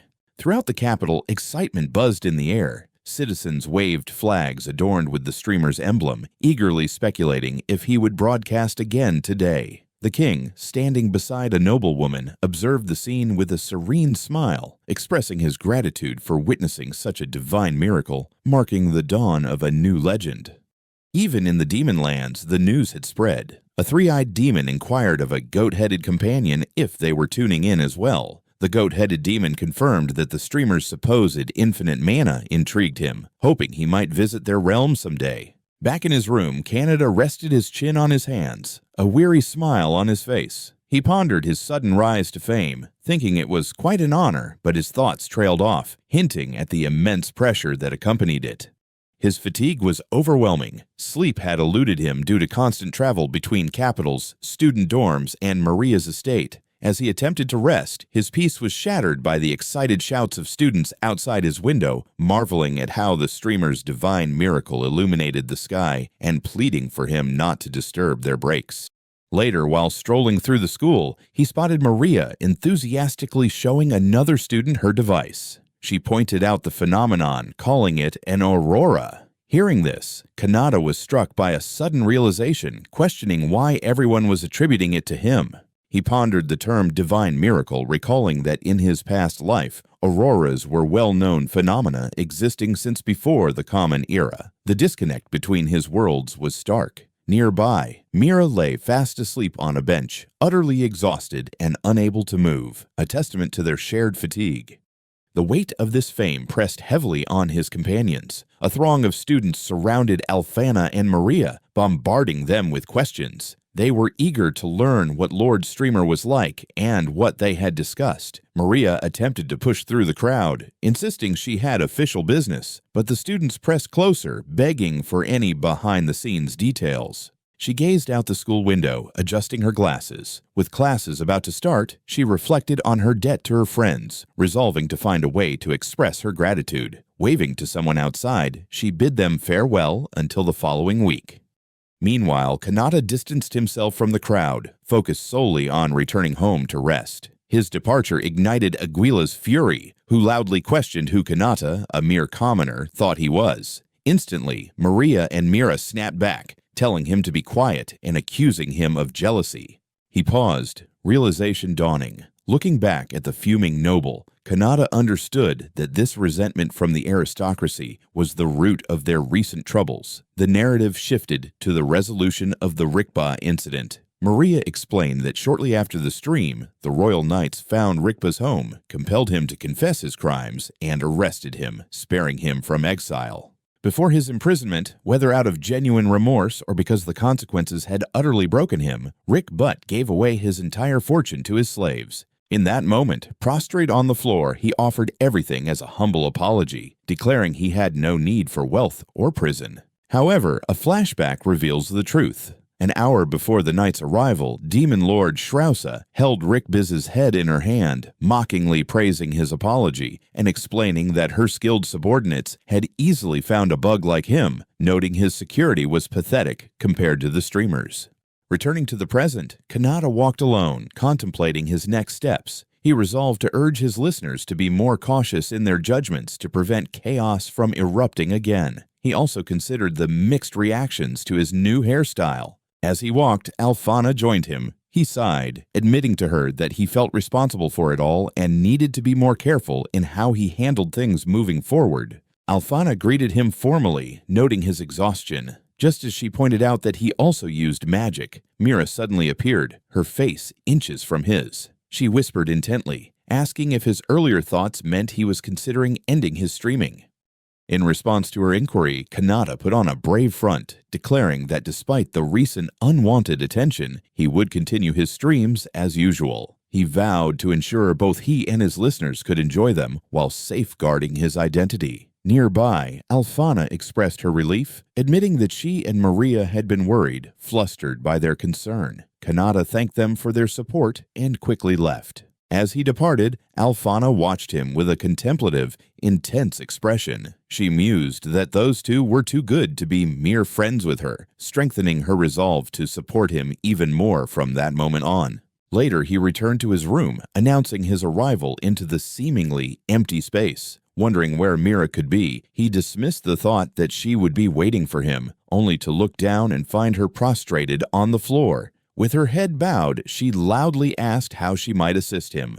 The shocking sight sent him stumbling backward onto his bed in alarm. From the floor, Mira simply looked up at him with wide-eyed, innocent curiosity. He demanded she go home, questioning if she intended to become a stalker. In response, Mira leaped up cheerfully, announcing her retirement from her role as the assassin known as the Crow. When Kanata asked what she would do for work, she explained that she simply wished to guard him. Her reasoning left him utterly perplexed. He questioned her logic aloud, wondering why she would say things that intrigued him. The absurdity of the situation made him briefly imagine his late father watching proudly from above. He tried to ignore her, turning his attention to a news feed on his monitor, which reported that the disappearance of Crow was being attributed to the streamer. He silently hoped the situation wouldn't escalate further, but Mira persisted, pleading for him to allow her to become his official, publicly known bodyguard. At that very moment, Maria returned home from her duties, looking weary but singularly focused on finding Kanata. Spotting him down the hall, she called out his name and began to run toward him with excitement. Her joyful approach came to an abrupt halt as she witnessed a shocking scene. Kanata was dragging Mira by the hand, calling her an unemployed weirdo. Unfazed, Mira proudly proclaimed that he was mistaken and that, from that day forward, she would be Lord Kanata's bodyguard. The term bodyguard darkened Maria's expression with possessive anger. As Kanata attempted to deny Mira's claim, Maria stepped forward, her voice laced with intensity. She declared that if he preferred smaller guards, she would be the best choice. In the background, Alfana observed the confrontation unfold. Meanwhile, outside the school gates, Khan noticed the commotion. The unusual noise prompted her to wonder if Kanata was once again involved in helping someone. As she contemplated this, a mysterious dark-skinned woman with pointed ears adjusted her sun hat, deciding to investigate for herself. This newcomer seemed to recognize Kana, identifying her as the saintess and priestess. Kana mused that Kanata might be surprised by her unexpected visit. The woman approached Kana, looking puzzled, and asked if they had met before. The stranger simply stated that the flame war had been resolved. Back with Kanata, the situation had only intensified. Mira declared that she and Maria were already his bodyguards, much to Alfana's astonishment. This was merely the beginning, as Kanata was once again becoming the center of everyone's attention. From an unknown vantage point, the figure known as Crow observed these developments. They acknowledged that the streamer would not cease moving forward. Simultaneously, Kanata reflected on his own progress, realizing that by starting to vlog, the possibilities before him were now limitless. He tried to block out the escalating argument between Maria and Alfana, covering his ears to escape reality. Ignoring their bickering about manners and status, Kanata resolved that he simply had to grow even bigger to manage it all. High above, in a celestial realm, an angelic figure watched over the scene with a joyful smile. She was the one guiding Kanata, blessing his future. The concept of reincarnation held special significance for him, and she observed from heaven. She then cleared her throat, a hint of embarrassment coloring her face. The notion of heaven seemed to amuse her. The goddess admitted she had been watching him the entire time, finding his antics entertaining. She found him genuinely intriguing, confessing she hadn't anticipated him using the mana she bestowed for streaming. Despite a particular line he used about the goddess, she eagerly looked forward to his stream that night, revealing a shirt emblazoned with his face. Back on the ground, Kanata sighed in exhaustion. He announced to the gathered group of women, Maria, Alfana, Mira, and the newly arrived Kana and mysterious elf, that he was wiped and needed to go home to prepare. They all watched him depart. He turned to leave, prompting an immediate unified outcry. Lord Kanata, Alfana, and the dark-skinned elf woman called out in unison. Kanata echoed Mira, the elven Princess Maria, and Kana, their voices a mixture of disbelief and desperation. Even the demon lord Shrausa seemed taken aback by his sudden exit. Their calls morphed into a frantic chase. He continued to walk away at a steady pace, but behind him, a chaotic scramble erupted as they all tried to catch up. Mira launched herself through the air while the dark-skinned elf ran so fast her hat flew off. Both Princess Alfana and the elf Maria reached for him, their expressions pleading as Kana stumbled, crawling desperately to keep pace.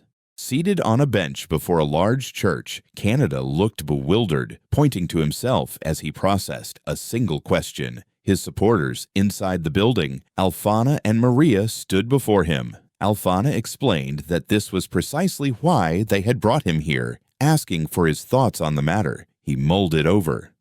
Concluding, they essentially meant sponsors and followers, he reflected. Alfana confirmed this, adding that while it had been a week since the Aurora, most people remained completely fixated on it. He noted that court artists were already competing to create his likeness. Maria chimed in with a wink, suggesting that while pictures were nice, tangible goods that people could hold and touch would be even better. Maria's merchandise catches Kanata off guard. He expected a longer wait to reach this stage. Alfana and Maria lean in, eager to invest if he produces items, seeing it as a way to bolster faith in him, their Lord Streamer. He hesitates, questioning their certainty given their own responsibilities.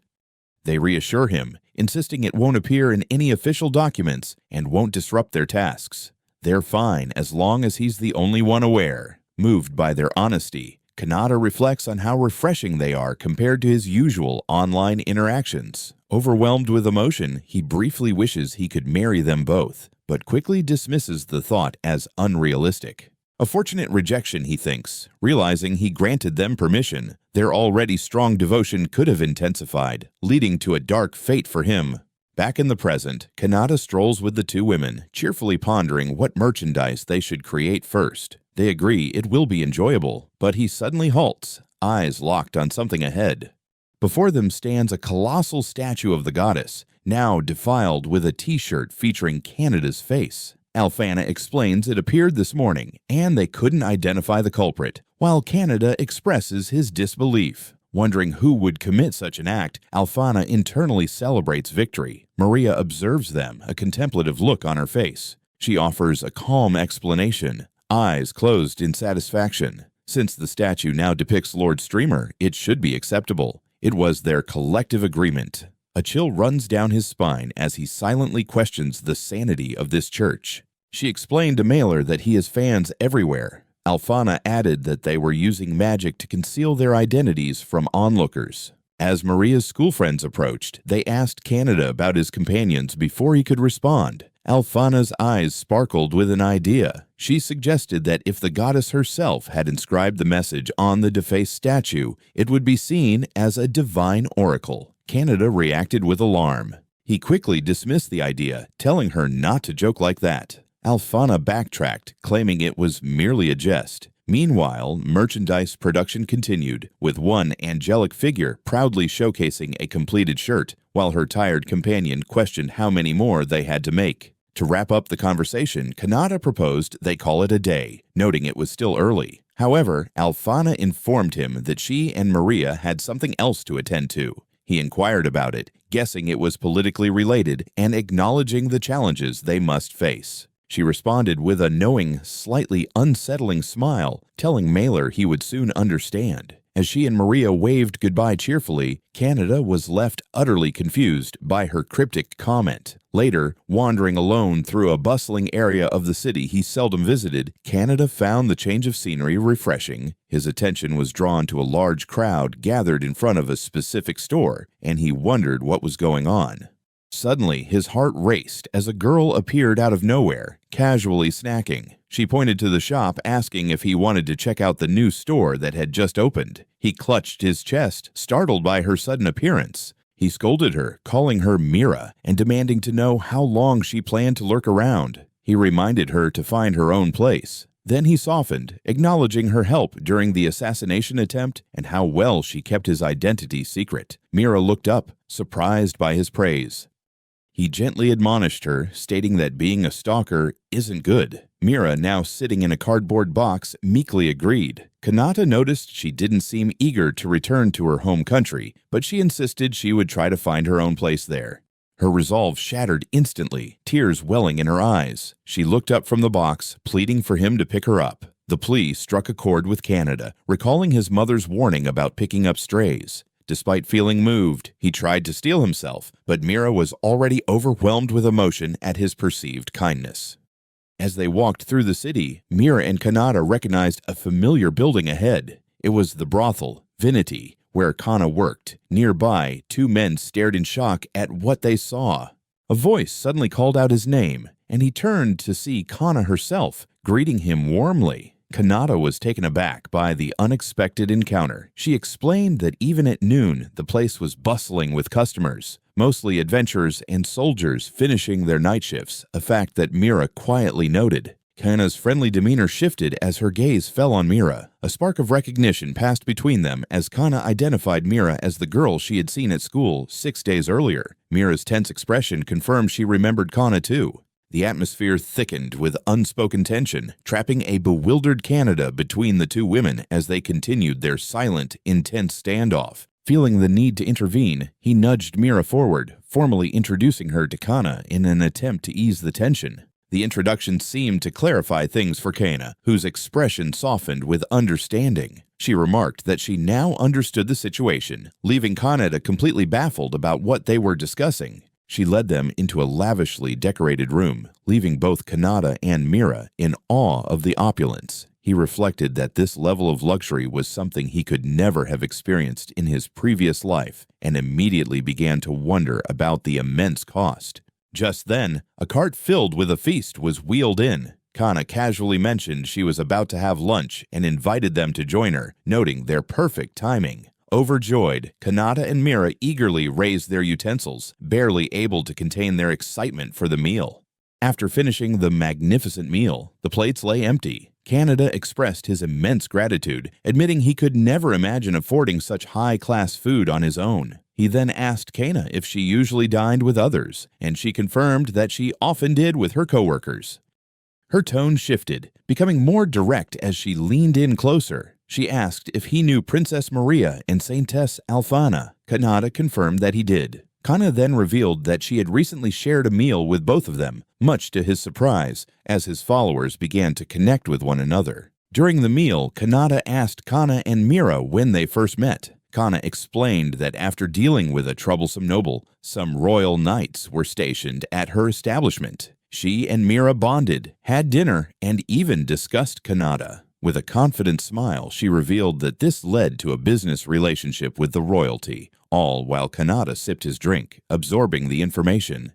She clarified her intention to form a group to support him as a streamer. The revelation caused Kanata to spit his drink in shock, hitting Mira in the face. Oblivious, Kanata asked what was wrong, casually mentioning that while it's not official, she's now member number 3. Mira remained stoic, a trickle of water running down her cheek. He asked Kana to wait, questioning the talk of a fan club. A brief memory surfaced of Alfana excitedly telling Kana about making merchandise. Back in the present, Kana confirmed it. Her expression softened as she reached out to Kanata, confessing that his words saved her, declaring him the most important being in her world. Calmly wiping her face, she explained that she overslept and missed the meeting, which is why she was unaware of the plan. Kanata looked on, utterly bewildered, as Mira resumed eating with enthusiasm. He weakly agreed and excused himself to wash his hands, walking away unsteadily.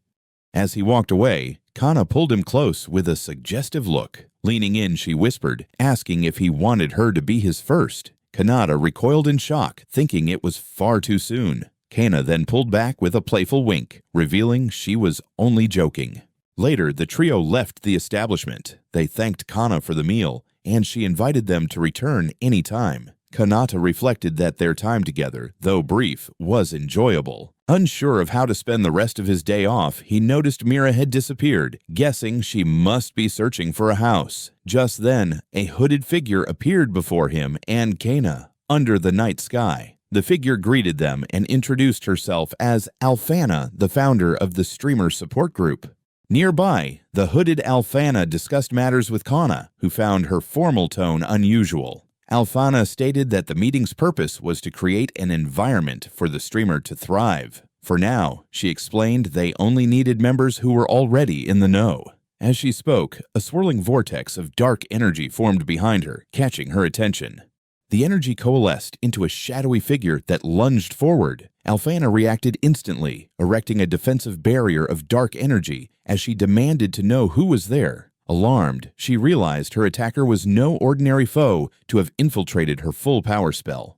Suddenly, Mira appeared, striking the figure down with a decisive blow. As Kana watched in shock, Alfana quietly wondered if this was an entrance exam to see if she was strong enough to protect him.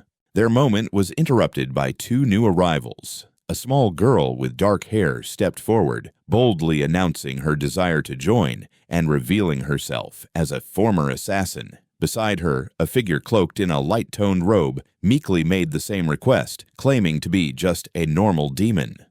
The sudden appearance drew varied reactions. Lady Shroud's lips curled into an intrigued smile. The young assassin, Mira, seemed surprised that there were others besides herself. Kana and Alfana, however, recognized the two from an encounter at school, with Kana noting that since one was a saintess, they were likely allies. The demon accepted their inclusion, her voice firm as she agreed. Lowering her hood to reveal a determined young face, she expressed her eagerness to collaborate with them all. Her purpose was absolute. Everything was for Lord Streamer. This declaration solidified their pact, as multiple hands joined in a unified, symbolic gesture of allegiance.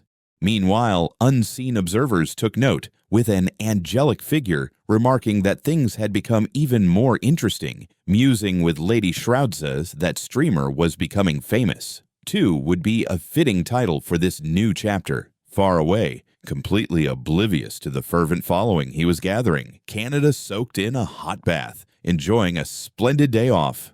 During a live stream, a viewer asked Canada if he liked beautiful girls like the princess and the saintess. He enthusiastically confirmed that he did, lamenting that if such beauty were by his side, he'd be a happy man. This declaration sent his audience of self-proclaimed single men into an uproar, accusing him of betrayal. At the academy, Both Princess Alphana and the elven lady Maria were absent, reportedly due to fevers. In their separate quarters, they both overheard Canada's broadcasted confession, reacting with stunned, blushing silence to the revelation that they were his type.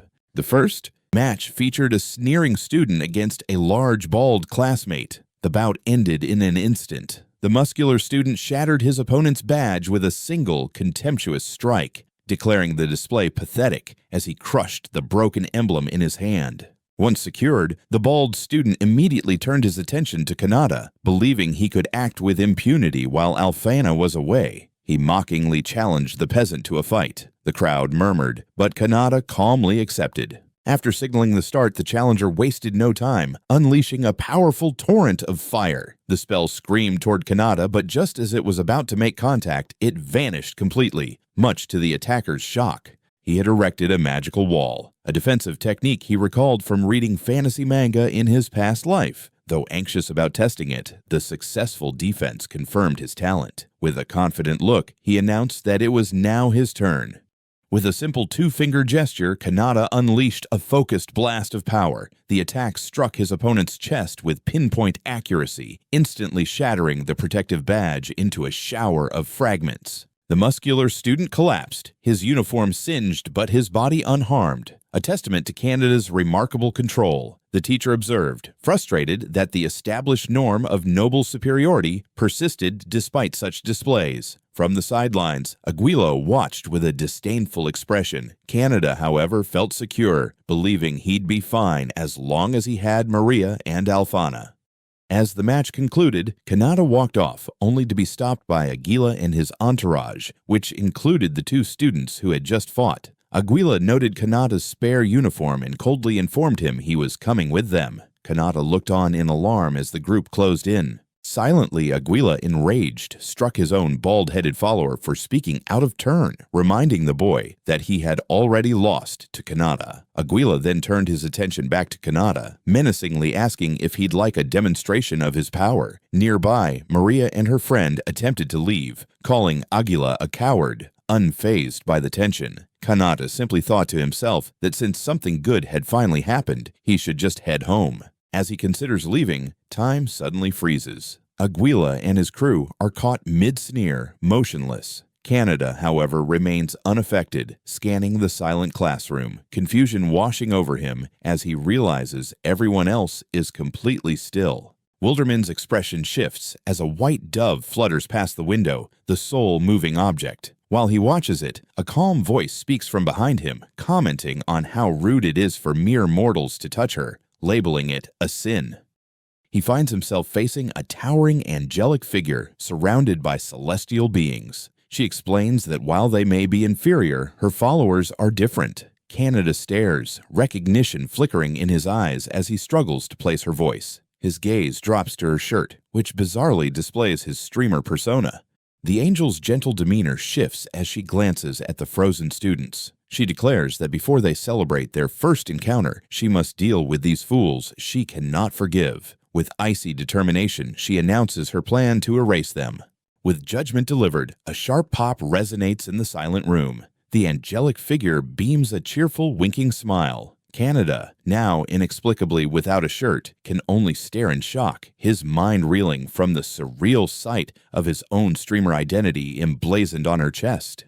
With a bright expression and a series of popping sounds, the angelic figure states that this is a hassle, and she will take care of the rest in one go. Below, Canada stares in disbelief at the empty space where his classmates once stood, utterly baffled by what just transpired. He points an accusing finger at her, horror dawning in his voice as he claims she is the one who brought him to this world 17 years ago. The goddess calmly affirms his accusation. The realization hits him hard. This is the being he had mentally scolded. He has countless questions, but his instinct is to hold them back. He asks her to clarify as she elaborates on her philosophy. She explains that even if someone vanishes, a new one will simply take their place. Sitting gracefully, she continues, stating that even if the entire world were to be destroyed, it would be recreated, and everything would revert to normal, an easy solution in her eyes. Kanata is horrified by her casual indifference to existence. He realizes that her ability to halt time makes her a terrifying monster, not a goddess. He argues that while he has people he dislikes, he never thought of simply eliminating them.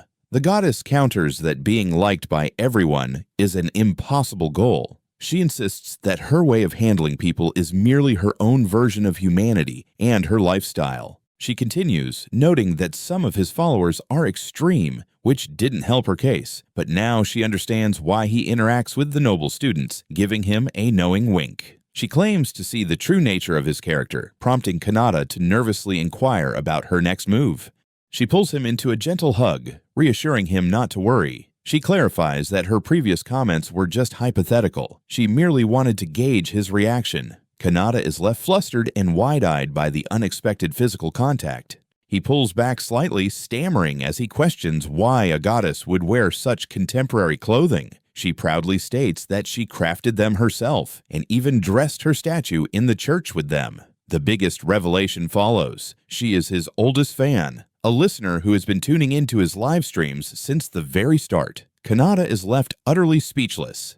She reminisces about how he wasn't very passionate back then, recalling a time when she left his few viewers to wash her hands. Kanata erupts, shouting that she shouldn't speak so confidently about such things. He clutches his head, lamenting the state of the world. She retorts that if a goddess like her is strange, then the world itself must be odd, prompting a hasty apology from Kanata.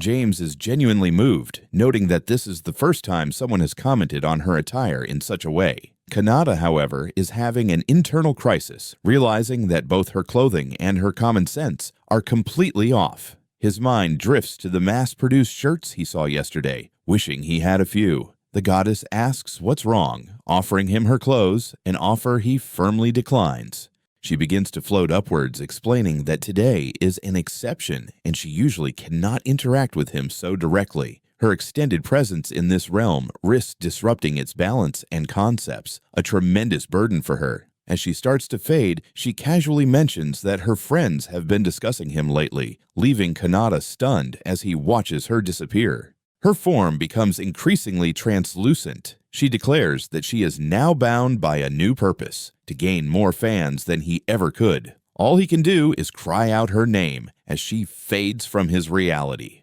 With a final cheerful wave and a simple smile, she vanishes completely. A brilliant flash of light engulfs his vision. In the next moment, he is thrust back into the familiar chaos of his classroom as a nearby student screams about the job. His return leaves him sweating and disoriented, his mind racing. He can only conclude one thing: this world is utterly insane. 3 days pass, but the memory of the encounter remains as vivid as ever. The commotion shatters the silence. Aguila and his 2 followers are on the classroom floor, writhing and apologizing frantically. The prince screams for the pain to cease, crying out that his body feels as if it's being torn apart, while a teacher looks on, completely baffled.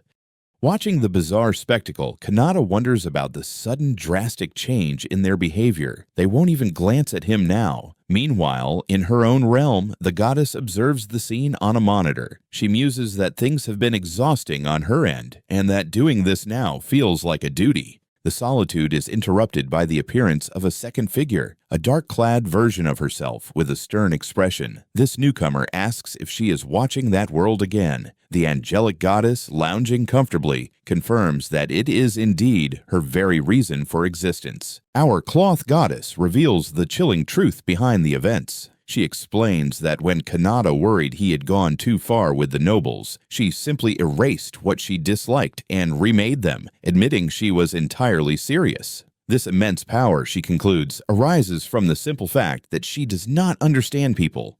In a flash of blinding energy, the muscular demon's subordinate is engulfed by a powerful attack. Lady Shrouds declares that his desires will die with him, but as the light fades, she realizes he has vanished. She grits her teeth in frustration, recognizing the signature of light magic and realizing he escaped. With a grim expression, she states that the human realm is in peril. Her small, winged familiar checks on her well-being. After confirming she is safe, she gives a stern order to call for Lucia immediately. Elsewhere, in a tranquil courtyard, Canada sits alone, wondering if the goddess will visit again. He recalls that his memories of his reincarnation are hazy, so he doesn't truly know how different she is now. His reflection is interrupted as Alphana and Maria suddenly press against either side of him. Flustered, he asks why they are so close, and they both respond that they believe this is normal for friends. It seems that ever since their return, the two have been relentlessly affectionate, even chasing him around the grounds. Alphana, catching her breath, exclaims that she has time to make up for with him, leaving Kanata to wonder if this behavior is truly standard in this world. Alphana proudly presents a sample of new merchandise, a badge featuring Kanata's streamer avatar. She reports that they should finish production even before the clothing line is ready. Kanata looks on in shock, realizing his outfit will become widely recognized. A promotional image shows Kanata modeling the new look with a badge attached to a bag. Alphana adds that they made 2 types, and Kanata can only hope that not too many fakes will be produced. It makes him happy to know they trust him so much. In response, Alphana and Maria lean in with intense expressions, declaring that no lowlife could ever hope to replicate his charisma. Alphana then excuses herself for official duties, promising to see him the next day. As the group says their goodbyes, Mira suddenly appears behind Kanata, startling him. He whirls around, asking why she's there and questioning if she used a spell. He pieces it together, realizing she must be the 4th supporter. He muses that a lady from a different race has joined them, though they never inquired about her origins. Alphana and Mira stand together, and Alphana remarks that in the end, they are all the same. Mira quietly asks if that is a good thing. Kanata admits to himself that he honestly didn't expect the legendary crow to be one of his supporters. As Mira sits quietly on a nearby bench, Kanata wonders aloud why his warding spell isn't functioning. Alphana provides a simple explanation. Mira possesses enough power to counter his mana, and that's all there is to it. This is the case. However, she warns that Myra's mana is far from ordinary, and her stealth and combat skills are particularly impressive. Hearing this, Kanata realizes he probably shouldn't depend on his warding spell too much. Later, Maria mentions to Alphana that her family has been wanting to meet her. Overhearing, Kanata asks Alphana if she knows Maria's family. Alphana admits she isn't familiar, aside from knowing her parents are the king and queen. A brief memory shows Maria with her royal parents and 2 younger siblings. The realization dawns on Kanata that he needs to thank them for their help, and he resolves to think of something to do for them, recalling how he'd found himself sleeping between the 2 girls just yesterday.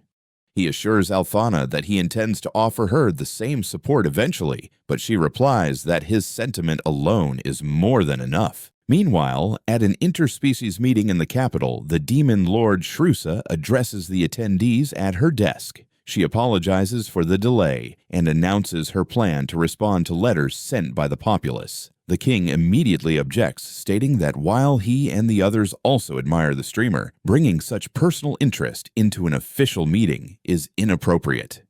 His concern is met with excitement from others at the table. As the king clutches his head in worry, another attendee cheers, excitedly claiming that the first letter from the king who loves vegetables is his. However, she is consumed by her own frustrations. She laments that the meeting is supposed to last for several days, preventing her from hunting Lega. She clenches her fist, resolving to do her best while relying on someone named Lucia to handle things in her absence.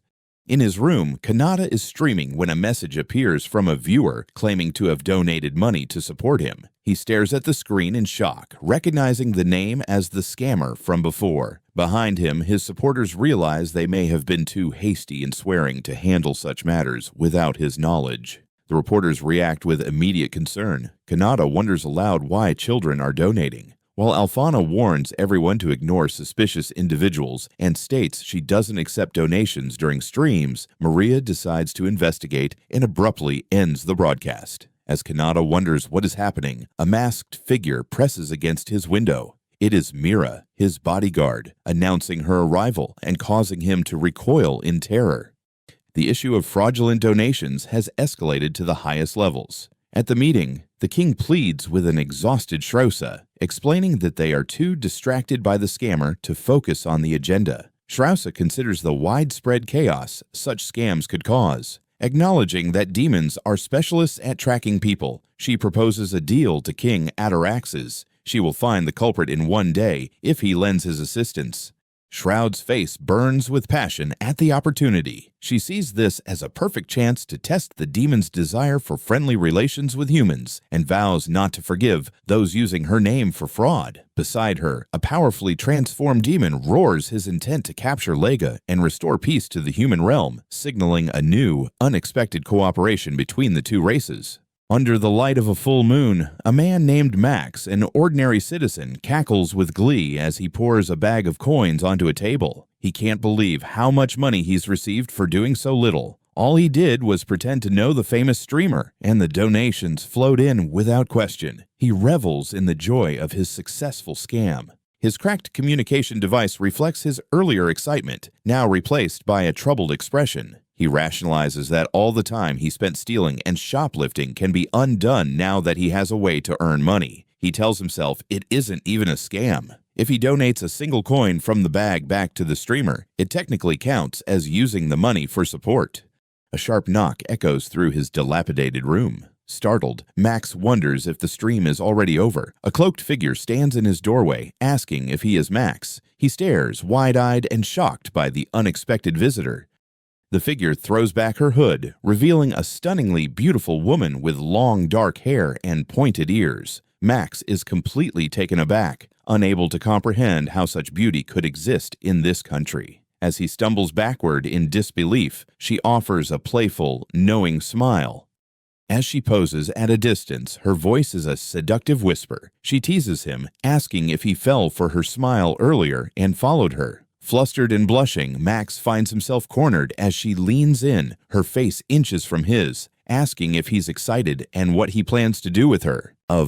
Her hearing facade shatters. With a vicious grin, she plunges her hand deep into Max's chest. Blood erupts as she mockingly asks him to donate to her, reminding him that he took from Lord Streamer's fans. She declares that what was taken from him should now be taken from him. Max can only scream in agony. Kanata observes the scene, his expression serious. He notes that the air is too sweet, making him feel as if he might lose himself. The woman, now revealed to have small demonic horns, stands over the fallen Max and addresses Kanata, asking how her skillful method differed from that of Night. Casually beside the unconscious body, a smug look on her face, Kanata asks if she really killed him. She scoffs, calling the idea foolish. She explains that she simply lured him and put him to sleep. In other words, he's experiencing a dream where she's slowly extracting his heart.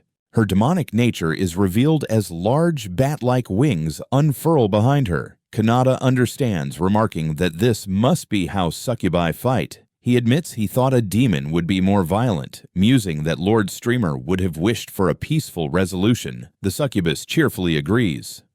The demons are already trying to adapt to Lord Streamer's ideals, becoming good fans. She adds that Lord Strausa herself has instructed them to avoid unnecessary conflict. After she finishes her reply, Kanata expresses gratitude to the succubus for her assistance, suggesting they collaborate again if fate allows. As she leaves the unconscious con artist behind, Akuta arrives in full gear, inquiring if Kanata has located his target. Kanata affirms this and they get ready to depart. In her domain, the demon lord, Lady Strausa, ponders her link to Lord Streamer. She muses that beings of her caliber can sense the mana of others, making it easy to recognize him. Yet, she notes that their pride, fueled by his fans, hinders them from doing so, and she eagerly anticipates a chance encounter. Her thoughts shift to pressing matters. Although she has dealt with the scammer, a more significant problem looms. They still haven't tracked down the rogue demon, Lega. She remembers he concealed his mana to evade capture and subsequently instigated a rebellion. The entire Demon Lord's army is on the hunt, as his actions in the human realm threaten the delicate peace she shares with Lord Streamer. She considers Lega's condition, realizing he has sustained serious injuries and won't be able to fight for a while, presenting the perfect opportunity to capture him. Just then, a hand offers her a message. Unrolling the paper, she discovers it's from Lucia, stating that Lucia is currently in a meeting in the capital and cannot leave. Strausa explains that Lucia has compiled a list of every settlement in Ataraxis under the guise of capturing the scammer and requests Strausa to assist in the search. Furious at the implication, Strausa crushes the letter in her grip, asserting that she can safeguard the capital alone. Lucas finds Kanata, who is now with Mira. He acknowledges that due to the recent incident, every nation is tightening its defenses against such crimes. Unbeknownst to them, on a nearby rooftop, the assassin crow stands next to the injured demon Lega, noting that someone else has already reached their target. However, her focus remains on her own goal. With a determined blush, she clenches her fist, vowing that next time she will serve as Kanata's personal bodyguard, capture the criminal herself, and earn a pat on the head as a reward. As if sensing her thoughts, Kanata pats her head, thanking her for being such a great help, even if she wasn't technically his bodyguard. He then asks Mira if she could help him with an experiment, explaining his plans to advance as a streamer. Flustered, Mira processes his request as Kanata excuses himself, promising to return for her input. She agrees to participate and quickly shuts the door, initiating the experiment. Moments later, Mira collapses to the floor, hands pressed against the ground, panting heavily. Her face flushes as she struggles to breathe. That was a close call, she thinks, realizing that even for a former assassin, this experience was entirely different. Still trembling on the floor, she recognizes the sensation as perilous. She nearly lost her composure entirely in front of him. Nearby, Kanata inspects his hand, which seems to emit a faint aura. He wonders aloud if the experiment succeeded, hoping she enjoyed it. With the recent scamming incident wrapped up, the king, accompanied by a beaming Alfana, formally greets Kanata. He identifies him as the streamer and expresses his honor at finally meeting him. He chuckles, remarking that their brief encounter was well worth it. Then he turns to the masked figure of Kanata, noting he heard he was awake until 4 in the morning. In the background, 2 young children bounce with excitement next to Alfana. As they move forward, Kanata is suddenly struck by the sight of a grand, imposing structure. He gazes in awe, wondering what this place could be, while a nervous Alfana stammers that the honor is all hers.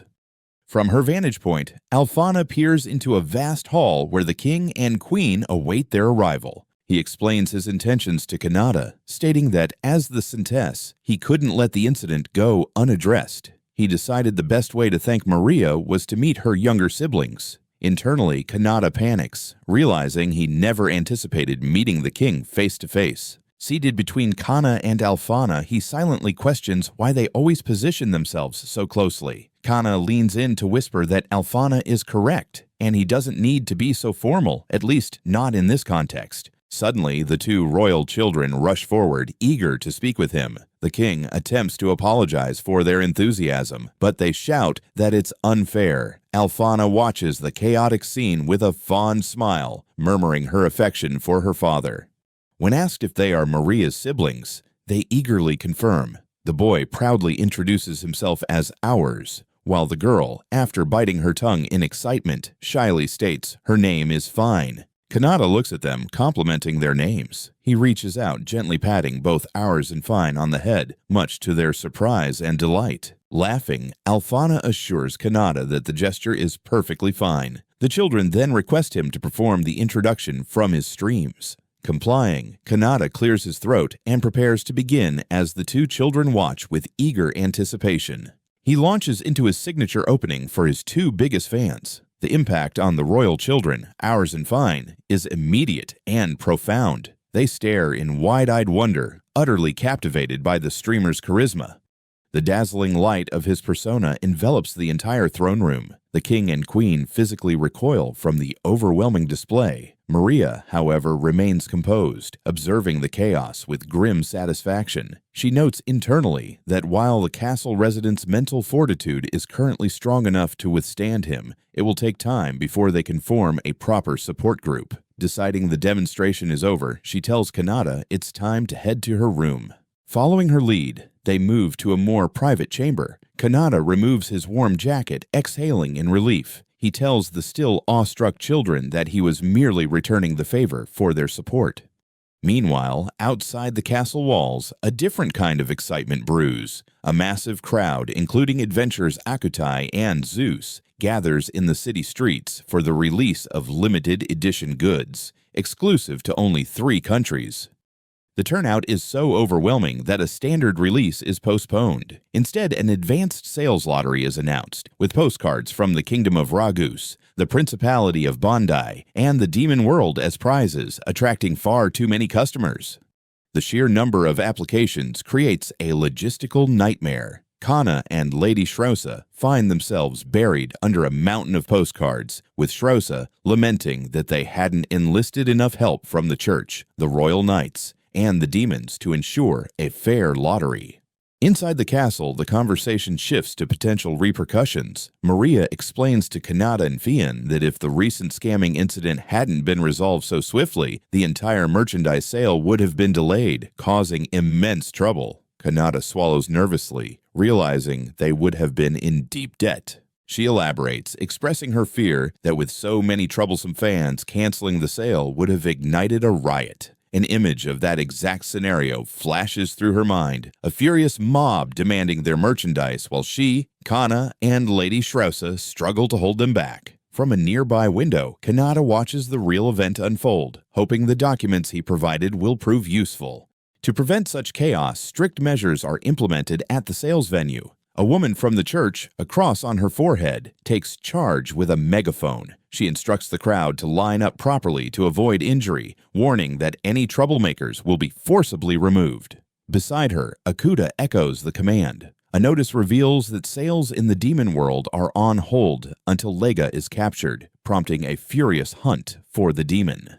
With the crowd under control, she gives the final command. The shutters of the sales counter fly open as she announces that sales are now officially underway. The fruits of Kanata's labor arrive in massive quantities. Boxes are stacked high, and messages from devoted fans pour in, expressing their long-awaited excitement. One fan proclaims they wrote 1,000 postcards, hitting the jackpot for their entire family, while another praises their father for securing the goods. Witnessing this overwhelming response, Zeus can only stare in disbelief, muttering that it's unbelievable. Kana, Rebecca, and Alfana, however, are thrilled, admiring the merchandise they've acquired for themselves. Kana remarks that treating oneself feels incredibly satisfying. She turns her gaze towards Kanata, who stands on a balcony overlooking the scene. With a soft smile, she acknowledges the magnitude of his influence, realizing that this is his true power. She wonders if people genuinely desire what he offers so intensely. Approaching him from behind, she gets uncomfortably close and whispers his name. She inquires about the previous night, stating that it seems he and Mira accomplished something remarkable together for the very first time. Suspicion arises from an earlier conversation. She recalls Mira arriving at the castle that morning, boasting to her and a friend about the event before she left. Her eyes narrow, her expression hardening as she presses Kanata for confirmation. She demands to know if what Mira claimed is true. Kanata stammers, caught off guard by the question, but confirms that it was indeed their first time. Alfana's thoughts twist his answer. She muses that Mira should have told her to keep it a secret, implying a hidden affair. Her misunderstanding deepens into self-doubt. With tears welling in her eyes, she wonders aloud if she wasn't good enough. Kanata, noticing her distress but not grasping its cause, tries to reassure her, explaining that he did his best for her sake and that his power is equal to, if not greater than, Myris.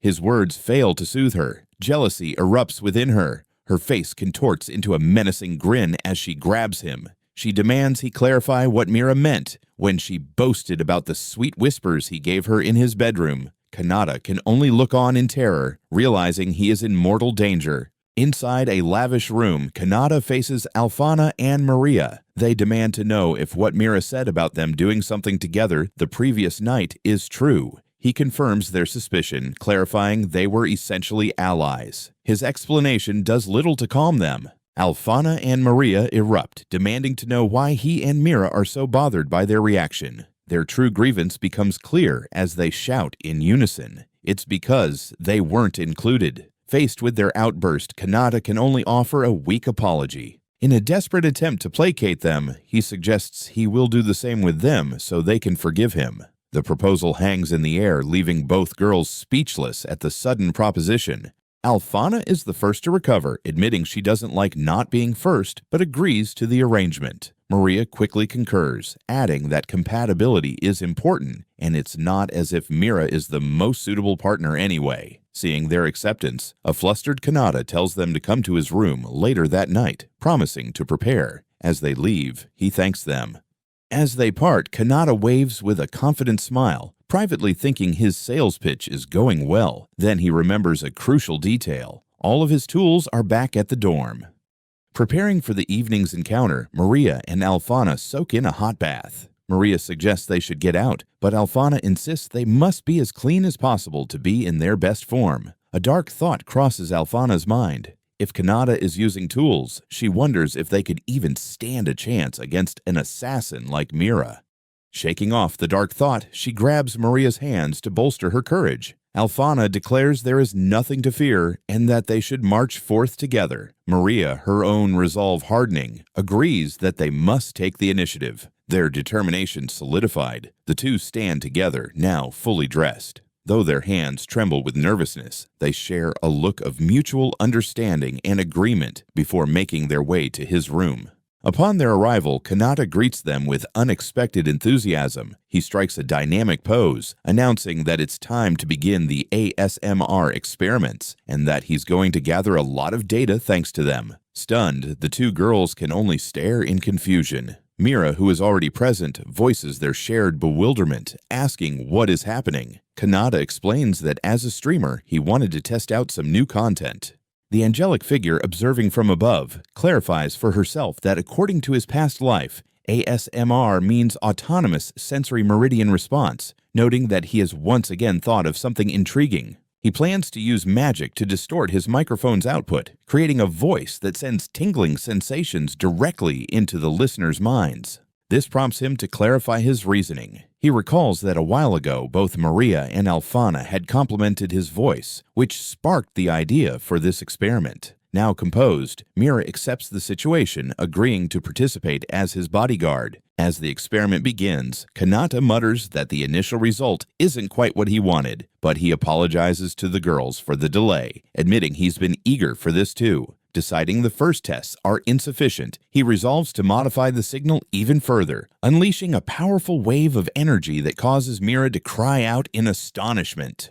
The enhanced effect leaves all three girls disoriented. Alfana describes it as his voice piercing her mind, which she finds terrifying. Maria concurs, admitting that if she listened any longer, she might lose her sanity. Mira can only stutter that it felt similar. Even in their evident discomfort, they can't reach a consensus, apologizing yet insisting it's for research. He encourages them to hold on just a bit longer as the three girls are overwhelmed by the intense sensations. With his test subjects collapsed on the bed behind him, he strokes his chin, pondering. He confesses his limited knowledge of ASMR, but recalls that sounds like eating or gentle whispers are quite popular. He observes their still forms, noting their reactions are quite impressive. He reflects on his initial aim of creating this technology to spread happiness, but the current scene hints at a much stronger and possibly different effect. He approaches the bed, leaning over the weary Alfana, asking if she has anything to share. Weakly, she inquires if it can be anything, and he assures her it can. Gazing up at him with a dazed look, she simply breathes his name. Kanata smiles gently, thanking her for participating in his experiment. He clears his throat, holding up a script he prepared the day before. With determination, he instructs the girls to recite the lines he has written. He initiates the next stage of the experiment, calling their names directly into his terminal. Maria, Alfana, Mira. The three girls look up, their focus instantly drawn to his voice. His voice sends a wave of sensation through them. Alfana, blushing deeply, exclaims that she will live only for him from now on. Mira, equally affected, admits she needs him in her life. Observing their intense reactions, Kanata privately wonders if these declarations are genuinely motivating, concluding that while the pleasure aspect is enticing, the technique needs considerable improvement.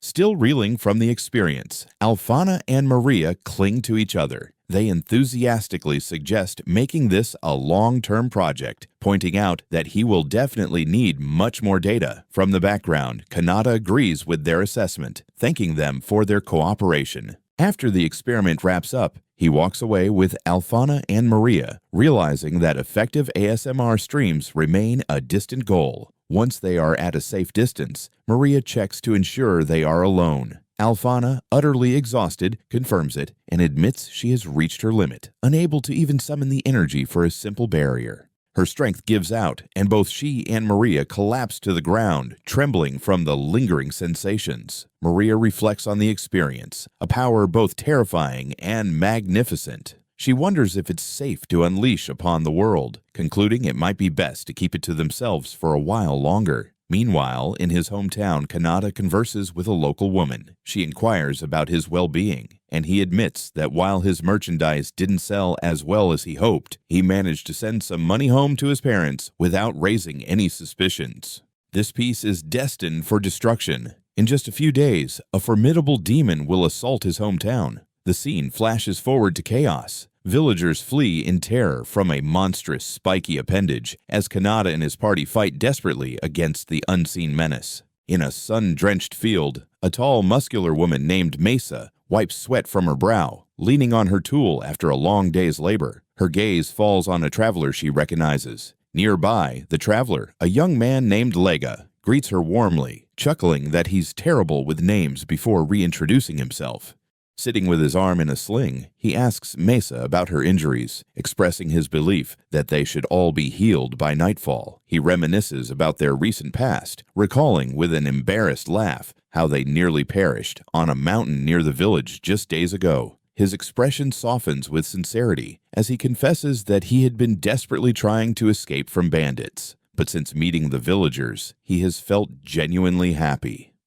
Her innocence reveals that whenever she sees him, she is reminded of her only son. She explains that her son, Kanata, is about the same age, and she often worries about his well-being at school. Lega offers a reassuring smile, confident that her son must be doing fine. Mesa's husband calls for her to join him for lunch. She thanks Lega for his concern and departs. Once alone, Lega's friendly facade crumbles. He shudders as the spectral image of a monstrous demon looms over him, a whispered voice branding him as worthless in the eyes of God. He twists into a vicious grin, anticipating the full recovery of his mana by nightfall. A memory of being bloodied and broken flashes in his mind, and he silently blames a woman named Shrusa for being stuck recovering in such a wretched place. Now radiating malice scanned a village. He dismisses Mesa's husband as a filthy creature with too little mana to even be a snack. Deciding his death is inconsequential, his gaze settles on Mesa and the others. He resolves that to kick off the night, he will feast, destroy, and kill everything. That evening, the unsuspecting villagers gather around tables filled with food. They raise their cups in a toast, cheerfully congratulating Lega on his recovery and declaring a celebration. As the villagers mockingly call humans fools, an old man shouts for Lega to be quiet, but it's too late. A sickening crack echoes as Lega's body begins to violently contort and transform. The transformation completes, revealing a towering, horned demon. The villagers stare in abject terror, one crying out about a broken ceasefire. Lega lets out a guttural roar, confirming their worst fears and announcing that despite their foolishness, they're all going to be his dinner. He surveys the fleeing villagers, deciding who to devour first, but his meal is interrupted. A woman, Mesa, stands defiantly with a farming hoe, urging the children to run while she buys them time. Her husband rushes forward, placing himself between her and the demon, challenging the monster to fight him instead. The demon scoffs, wondering how many seconds the man will last. He dismisses the challenge with a contemptuous backhand, sending the man flying. He taunts Mesa, asking if she's glad to remember her son Kanata now that her husband is dying a futile death. On the ground, defeated, the man can only apologize to his son for his weakness.